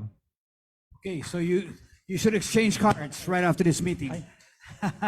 Okay, let's go to the Zoom question first before I go here. This is the beauty of hybrid meetings. We can take questions from outside. So let's take a question first on Zoom, then I'll go back to you. Can we get the question? Good afternoon. Good afternoon. Can Go you ahead. hear me, sir?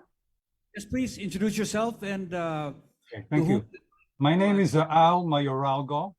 I am a resident of Barangay San Lorenzo in Makati, in the Central Business District. First of all, thank you for the wide perspective presented here this afternoon, from the local government in Siargao to the provincial level in Albay, and I would guess, the national perspective from PDRF. I just want to focus my question on the big one that is projected to hit Metro Manila any moment, to be precise, based on the predictions of JICA and PBOX. I don't think that it has gotten as much, personally, this is an opinion, that it has gotten as much rightful attention and focus that it should have, given that, if I follow the thinking of our guest speakers, they really did an exhaustive analysis on what can possibly happen and what can be done by the community to prepare for this. And they talked about education. Metro Manila, the JICA study just projects it's going to be one big mess if people are not and institutions are not prepared.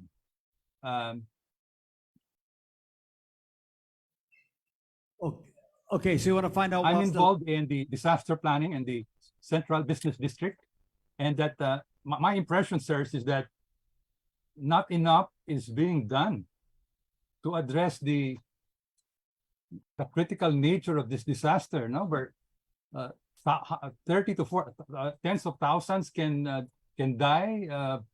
Fires, Metro Manila being segregated into 4 quadrants and all of that. And it's also important to note that Metro Manila is one half of Metro Manila is informal dwellers. So there could be a serious security problem if not proper precautions are made.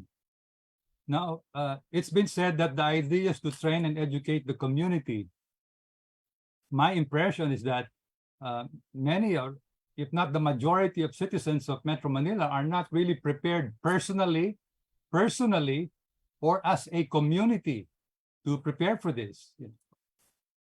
If you, as a person, you have to be prepared with your tote bag. When you go to a different quadrant in the city, if you're in Ortigas, you get stranded there, then you have to have a fallback house, this kind of things. Most of the drills being done are, in my opinion, they just focus on the duck cover hold and maybe some semblance of an evacuation. But you do not have the full intention to do a real dress rehearsal for the big thing. And this could really turn into a real disaster. This is my opinion. Okay. I wanted to ask the opinion of the speakers about how they thought the preparations for Metro Manila were taking place, and would this be adequate given all the facts that I mentioned? Unlike a storm which can be predicted. Yeah. Okay. No. Thank you for the question. An earthquake can only predicted with a few seconds. No? And given all the facts that I mentioned. Okay. Thank you. Thank you, Al, for the question. Thank you. Very interesting one. Let me go to Cedric and then to Veron, and then I'll go to the floor here with Attorney Violi Sava. Okay, Cedric. Yeah, thank you, Bill. First, earthquake is a sudden natural hazard. Don't expect any warning from the authorities. And then second, we don't have preparedness for earthquake, but we can do a lot of things to mitigate the impact of the earthquake. So how are we going to do that? It should be a structural mitigation approach. So first, we cannot do anything as government or as a collective effort by the different sectors to prepare, but starting from individual owner of the structure must be the action that needs to be done. The first inspection is, we have 3 levels of inspection to analyze or evaluate if you are safe. Number 1, you must be the one to inform us if there is crack or situation of problem with your beam joint between the column and then the beam that we cannot do away with. We cannot do something about evaluating your tie beam. It should be done. And then if you are doubtful about it, inform and request for the second level of inspection from the group to be organized by the government, which it should be evaluated if that will be concluded to be unfit for occupancy or that requires retrofitting. And then if that requires retrofitting, the third level of inspection will do in order to do the estimate and the design. But if it is concluded to be unfit for occupancy, then there will be order for closure. That's it. So that's the only way that we can do in order to prepare. But to evacuate, I think it is a sudden natural hazard. Using indigenous knowledge, it will only require 7 seconds to react before the earthquake happens. But you need to do animal behavior and some other observations that we need to teach in a form of education. Thank you, Cedric. Veron. Very good segue for me. No? So that's the government perspective. Ako ang point ko dito is preparing for the earthquake is each and everyone's business. You cannot, for such a sudden onset, and especially the big one, you cannot rely on government. Okay, so the question is how? How are you going to prepare yourself? So in PDRF, we have a part of our capacity building is what we call family preparedness. So when we train the MSMEs and even our member companies on business continuity, the part of that is preparing their families. Because it works two ways. Number one is if you teach your employees, to prepare themselves and their families, the faster that they can go back to work.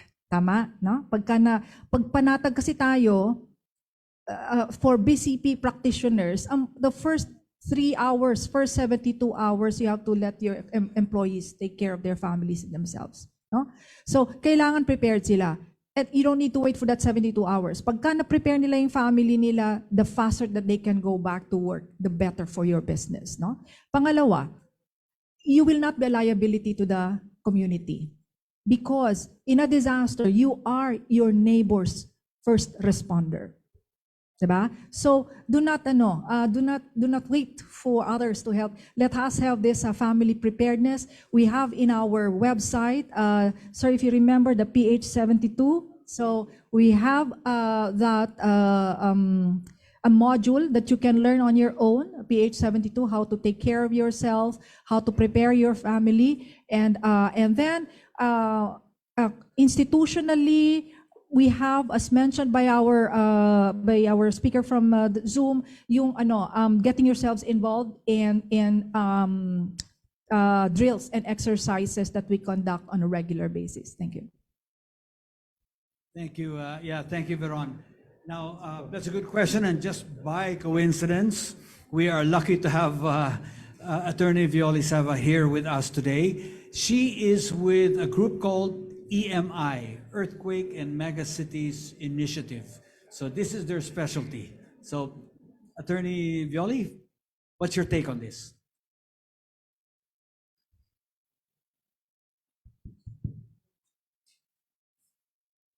Hello. The question posed by Al Mayoralgo from Makati City is really a very difficult question to answer, because we all know that government, private sector, our schools, they're doing a lot already, but what he's saying is it's not enough. I think it's true. Lahat naman tayo, siguro even yourselves, you wouldn't know what to do. Even if you have your go bag, you go out of the house, where will you go after that? I know that there's a place in Villamor Air Base where we're supposed to go. Ang layo-layo noon. Pero pag talagang nandyan na, gaano ka katagal bago ka makarating sa designated evacuation area? And of course, nandyan ba talaga yung support na ibibigay ng gobyerno, pagkain, tubig, bahay, medical attention. So it's really a very difficult and a challenging issue that we all have to face. But insofar as the government is concerned, there was an institutional group that was organized. It's called the Greater Metro Manila Preparedness for Earthquakes.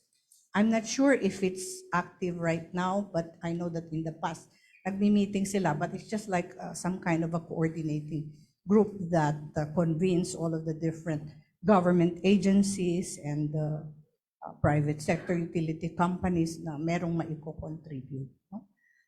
So MMDA is there. We have our OCD. Kasi hindi na lang po MMDA or yung 17 local government units ang kikilos niyan. Kasi apektado din sila eh. National government will have to come in. The international community will have to come in. And ang tulong ng mga taga-probinsya is very critical. So, for instance, itong nasa south na mga cities, Makati, Parañaque, Taguig, Las Piñas, ang inaasahan nilang tutulong sa kanila, ito yung mga taga-Bicol. Oh, opo. Yes, south west quadrant po yon. Are you ready to accept us? Yes. Okay. It will take us 3 days because of broken roads and everything.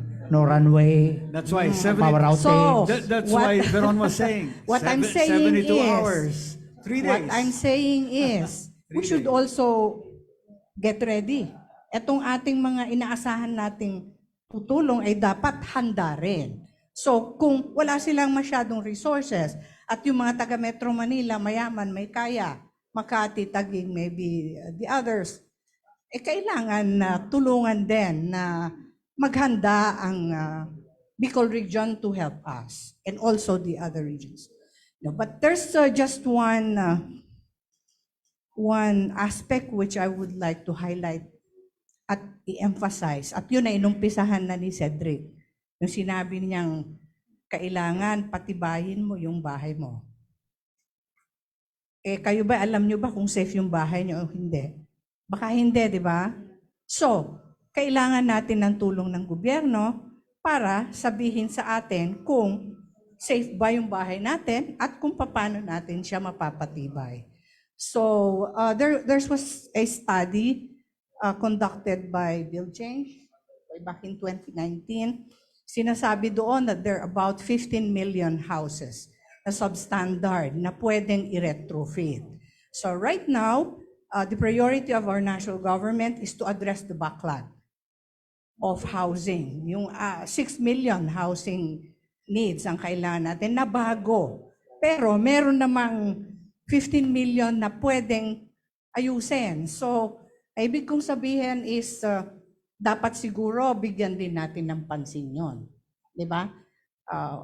Of course, okay sa atin na magkaroon ng bagong bahay, lalong-lalo na yung mga talagang wala namang bahay. Pero ordinary people who have their houses already na maring unengineered, maring hindi natin alam kung talaga bang matibay yan, kailangan din tulungan ng government.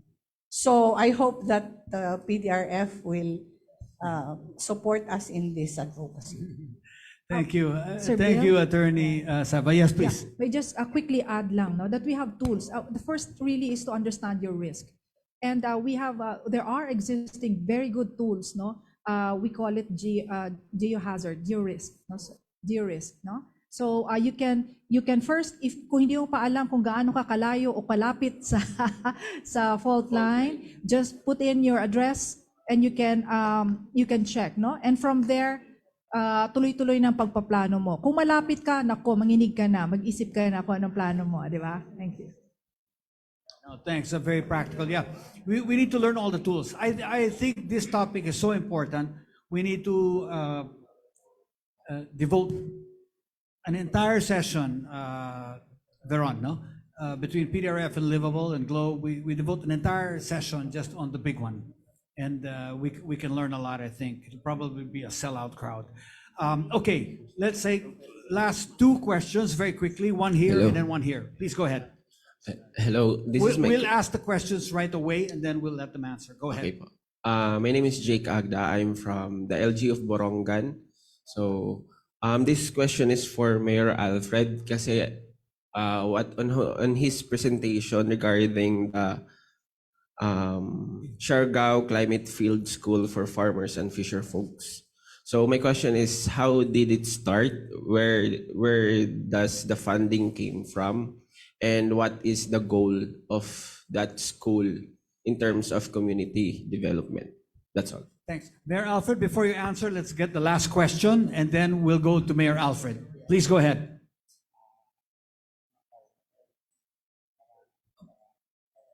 Hello. Yep. Introduce yourself, please. I'm Butch Peñalosa. I am the City Planning and Development Coordinator of Iloilo City.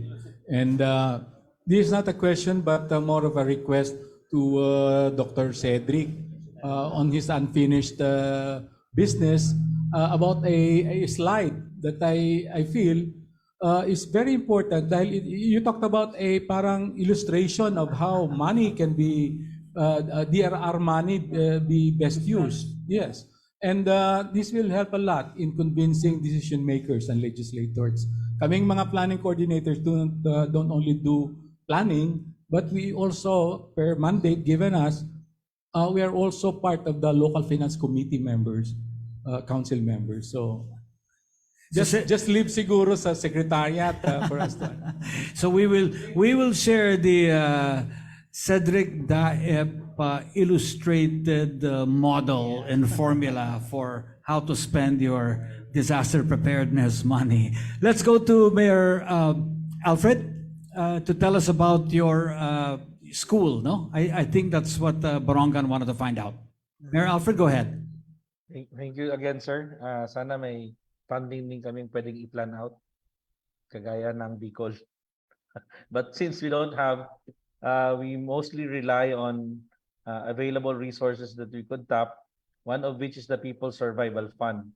And that's where we got the funding for the Siargao Climate Field School for Farmers and Fisher Folks. We were one of the first that funded way back 2018. Natapos siya ng around 2020 and binagyo kami ng 2021. So bago namin siya ma-fully maximize yung utilization, natamaan na siya. The goal of the Climate Field School was basically as an adaptation strategy. It's very difficult to basically predict the future climate scenarios. But you understand your risk. And your risk is, sa amin, pinakamalaking risk is food security. Kasi geographically isolated ka, so mahirap yung transport ng food. Right now, we transport 90% of our food because of various climate issues. We cannot just plant because there's sudden rain and flooding on the water. So a lot of these things we hope to capture with the Climate Field School, and we hope to be able to provide technology and process to our farmers, the frontliners of food security, the farmers and fisher folks, so that they can produce the right volume at hindi naman naapektuhan yung kanilang income. Kasi yun din yung minomonitor namin is their income levels. So that their behaviors for other factors, like if they start cutting again the mangroves and they go back to illegal fishing, hindi na mangyari yun. So in doing so, we have started to develop the curriculum to be able to do that. And with better technologies available today, yun yung in the presentation we mentioned that we're now looking into AI, partnering with a state university to develop AI tools to pinpoint the specific type of crop that we could plant and a specific type of land, because you know already the type of soil that is there. And if you project it over the next 30 years, then you would be able to project potential income based on potential demand. So lahat ng factors niyan, ipapasok mo yan, then bibigay mo yan si farmer. So pag binigay mo yan kay farmer, ideally, in the best case scenario that we are looking at, may inspire siya to pursue farming as a career. Kasi now, you look at this noble profession at alam mo magkano kikitain mo. The biggest issue with farming, with agriculture and fishery is that no one wants to farm. Maraming gumagawa ng maliit na farming, but to produce the volume needed to feed, let's say, 200 people in your locality, at 200,000, how do you actually design your food security supply chain kung gusto mo siyang inclusive at gusto mo siyang adaptive in the next 30 years? So yun yung ina-address ng ating Climate Field School. And we're really hoping many more universities would look into partnering with local governments to understand better how to plan out your issues in terms of climate impacts. Kasi magkakaiba yan, depende sa locality mo. When you're talking about Metro Manila, you talk about the big one. But in different localities, iba naman yung issues that we are facing. And each of those can be addressed depending on ano yung priority nyo. And sa amin, for now, we saw the food security will become a big issue in a tourism island that's being popularized almost every day. So there's a lot of traffic coming in, and the demand for both local and tourists medyo nagbabago na. So kailangan rin namin i-mitigate yun. Otherwise, the locals will not be able to pay for the food that they want to eat. So maraming factor yung kino-consider, kasama na yung nutrition, addressing malnutrition and all of those things. But yun yung pinaka-goal ng ating school. Thank you, Mayor Alfred. There's so many more things we can discuss here, but we've run out of time. You've been a great audience, asking a lot of questions. I should have asked this earlier before, but just a show of hands. How many of you are from an LGU? LGU representatives? Okay. Great. So we have a lot of LGUs here today, and the rest, I guess, are from the private sector, no?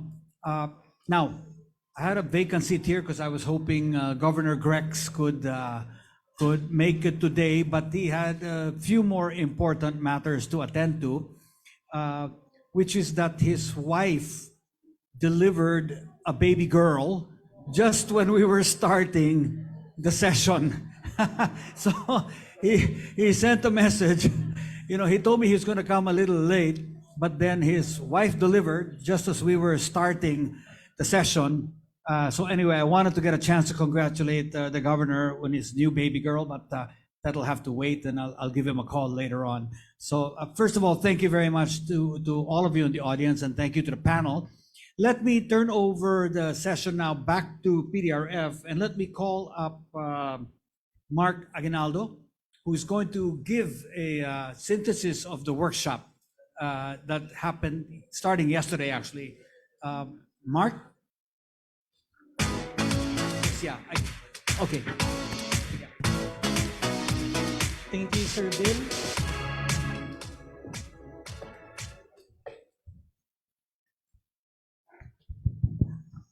So good afternoon once again to everyone. So my name is Mark Aguinaldo from the Philippine Disaster Resilience Foundation. So I'm tasked to give you a quick rundown of the salient points and takeaways from our two-day workshop on partnerships for climate resilient cities and the Livable Cities Resilience Lab. So we started yesterday's session.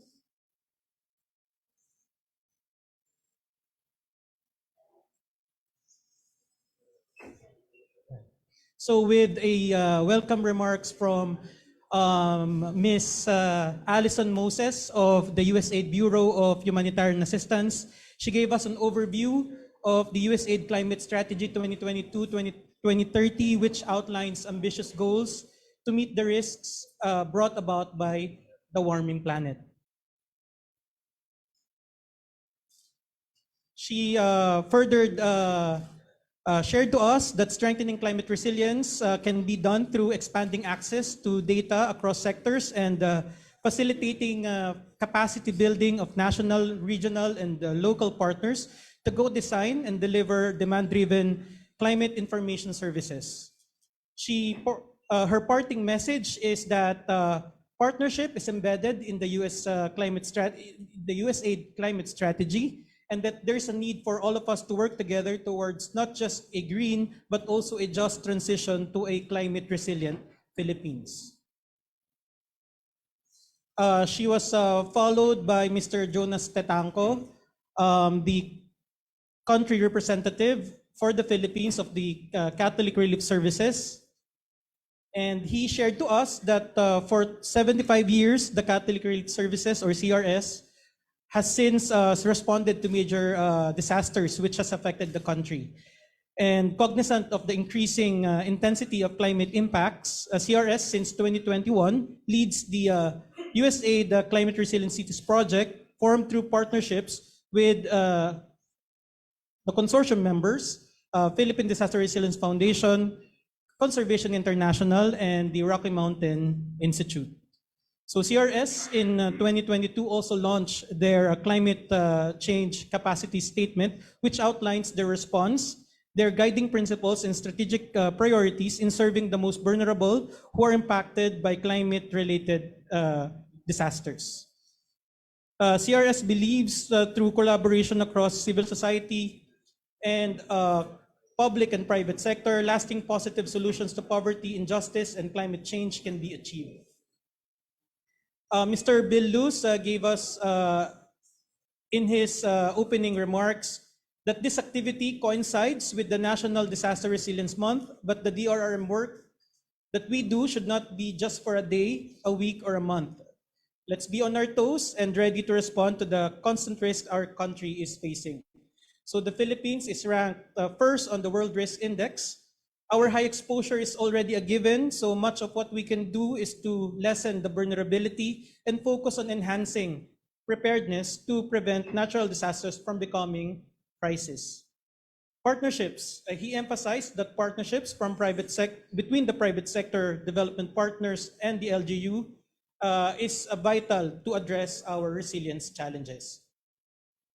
He continued sharing to us that many cities and LGUs around the country are building their own command centers, but he emphasized the need for redundancy and interoperability for data sharing, which can make our work much effective and efficient. Otherwise, that's essentially a waste of resources. PDRF, as a private foundation composed of 100 or more companies, while these companies are competing in business, they cooperate in pooling their resources to finance disaster preparedness, response, and prevention efforts.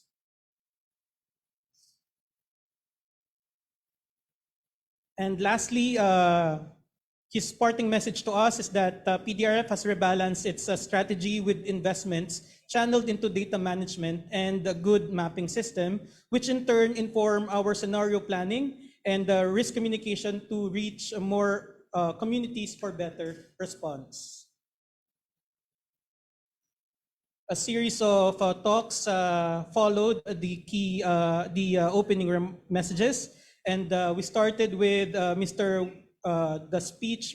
talk from Mr. Wensley Bangit, GCash Chief Customer Officer. So GCash is committed to reducing carbon footprint and promoting sustainable practices, and shared their significant progress towards these goals. Since 2019, GForest, an interactive climate change platform inside GCash, allows its users to take an active role in addressing the deforestation issues from anywhere in the Philippines and beyond. Users will get green energy points whenever they take a loan, do a bank transfer, and pay their bills, cash or to send money, cash in or to send money. Through digitization, resource consumption, whether in transport or also in paper usage, are reduced. So users can now use these energy points to plant virtual trees. And he enjoined us to join the efforts and join the 30,000 strong GForce Corps of Heroes. The next talk was given by the Rocky Mountain Institute country representative for the Philippines, Ms. Paula Valencia. She introduced RMI's work in the Global South, sharing their work in the Caribbean islands where the Philippines can take inspiration from, given the same geographical location or setting. So she mentioned that critical facilities require priority reconnection of power in times of power outage. And microgrids will lessen the dependency of critical facilities to the main utility lines that are often affected by natural hazards. She also mentioned that electric cooperatives will play an important role in increasing the power sector's resilience by investing more in innovative business models with renewable energy.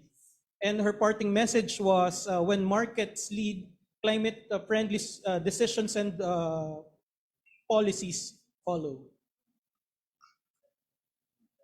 Second to the last of the speech yesterday morning is from Director Wilbur D. of Conservation International. So according to him, natural assets are vital to the local trade and economy.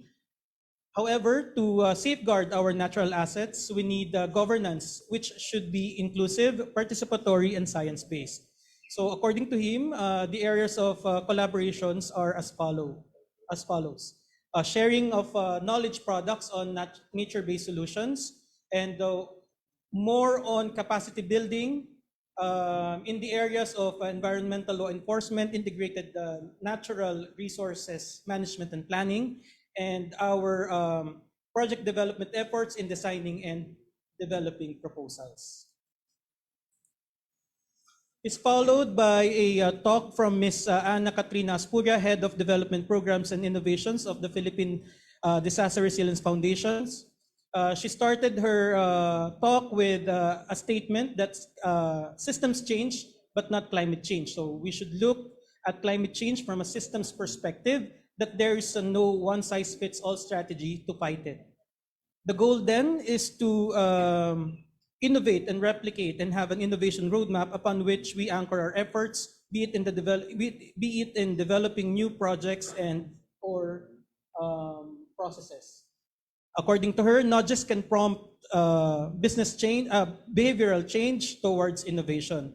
And her parting message to us yesterday was that the purpose of innovation is people, everything else is just the means.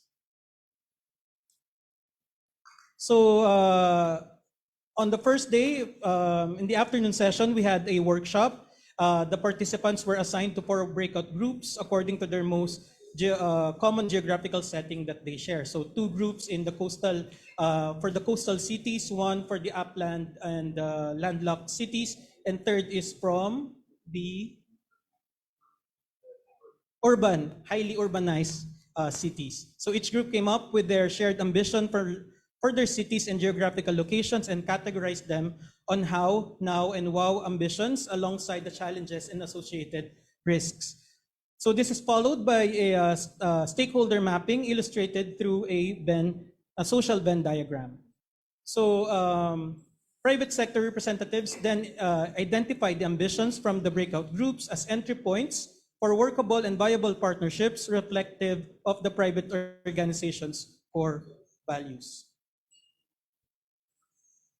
So we culminated the workshop by identifying action points. So after identifying the collaboration points and after identifying the mechanisms for continued dialogue, we also embedded a futures thinking map by envisioning how climate resilience partnerships can be, how it will look like in 7, 15, and 27 years.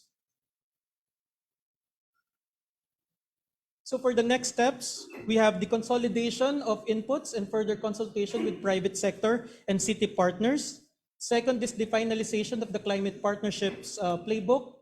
And third, through this playbook, we can develop and launch partnerships, projects, and initiatives. So that's all for the workshop from the last 2 days. Thank you. Thank you very much.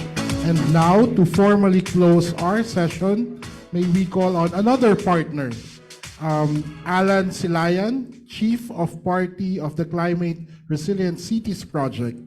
With over 15 years of experience as a climate professional and as Chief of Party with CRS, Mr. Silayan brings together a combined experience of climate change adaptation management, private sector engagement, as well as technical and city-level coordination experience. Ladies and gentlemen, I bring you over to Alan for the closing remarks.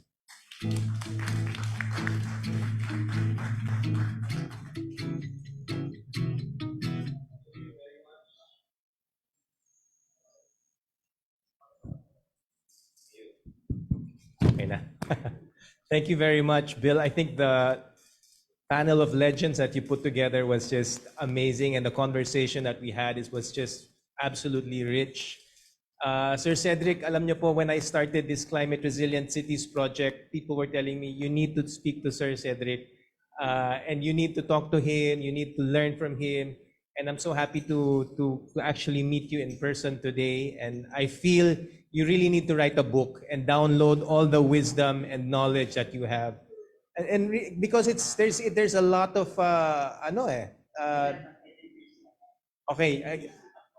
okay, in the process na po. Tapos na. Andun na. Okay. How do we get a copy? Let us know, sir. Sige. So thank you very much, everyone. Yesterday we started the workshop with a few words, and a few words that come to mind also for me when preparing these closing remarks were partnership, collaboration, exchange, intervention, and this phrase kept on coming up, a shared governance approach, or Climate Change Commission likes to say a whole of government approach. And I think for climate change and disaster, which are two sides of the same coin, we really need everyone's collaboration. And I think this session and the workshops from yesterday and today really speaks to this collaboration of people from the local governments, the NGO, the private sector. We need everyone's support in addressing this current climate crisis that we are now facing. I also want to emphasize one word, which is synergy. And we find that I'm finding that as we're implementing this climate resilient cities project, and as we assist cities in increasing and building the resilience to climate change, we're finding more and more synergies. And I find that if we build resilience to cities, to build resilience for a city, we're also building we're also building a better livelihood. We're also building a better quality of life for the citizens. So why do I say that? For example, we are promoting nature-based solutions. We're planting trees. We're planting mangroves. But as we do so, we're also increasing the resilience of the city to regulate water, to increase their water security, to increase their food security. So it's increasing not just the resilience of the city, but the quality of life of our citizens today. I'd like to say that your presence here is not an accident. For everyone who is here in this room, you might say, pinadala, hindi lang nakapunta yung boss ko, kaya nandito ako. But if you're here and your boss couldn't make it, then you're right there in the second chain, in the chain of leadership, and you're the one. And when you're here in this room, that means you have the capacity, you have the talent, and the people around you trust you to learn and take away the learnings from these workshops back to your hometown and back to our homes and share it with other people. And I'd like to acknowledge you for being here and for your commitment to stay with us and give your time and give your ideas and share your ideas to everyone. And that's no small feat. We took 2 days of your time to just for you to be here and share and come up with and share your ideas. And I'd like to thank you for that, and thank you for your commitment in sharing all your ideas. Thank you very much. And lastly, this event is just the starting point. So while I'm closing now, Mark in his summary mentioned that this is just the starting point for bigger plans. We, as Mark mentioned, we do intend to have a private sector engagement playbook for our local government units. The Climate Resilient Cities project is doing much more for the next year. We are intending to support our local government partners in many different ways. So for example, deploying EOC as an EOC package. We already developed a nature-based solutions map for all our cities. We're also supporting our cities in developing proposals to access climate finance. So there is more support that we can look forward to for the coming year, and we hope that we can fully utilize the support to build the resilience in our cities. So thank you very much, everyone, for your support, your passion, your commitment, and your ideas. And thank you very much. And we look forward to seeing you. I look forward to seeing you in your cities in the coming few days, few weeks, and few months. So thank you very much, everyone. Have a wonderful evening. Thank you. Thank you so much, Alan. You've been great partners with the CRC project. Let me just flash a couple of things on screen. One is, I'll ask you, there is a QR code they're going to post up. I'll ask you to please fill it out. That's the feedback form. You'll also get the certificate of attendance if you complete the feedback form and send it. So that's the QR code. You should be seeing it on your Zoom screens or Facebook screens if you're still on Zoom and Facebook. So please take that and give us the feedback. Second is the question about the earthquake and the 72 hours. That's 3 days. Basically, you got to be prepared to be on your own for 3 days. So we do have a website, ph72.org. You should be able to see it sometime soon. Page 72. Anyway, it's going to scroll on screen, page 72. and go through that site. PA72.org will tell you kind of more or less how to prepare for an emergency. And finally, the next Livable Cities Lab, if you want to attend, that's August 9th. This is interesting. This is a view of the Philippines, your LGU, from outer space, courtesy of the Philippine Space Agency. How many of you know that we have a space agency? Okay, good. Because they have done some terrific work with satellite imaging, and we're going to be able to listen to them present the pictures of LGUs from a satellite imaging point of view. August 9th, same time, 2 to 4 p.m. It's going to be hybrid, Zoom, and at a venue to be announced. Okay, so thank you very much, and we look forward to your feedback. And merienda is served outside as well. So some snacks and a chance to talk to the speakers and talk to each other. So thank you very much, ladies and gentlemen.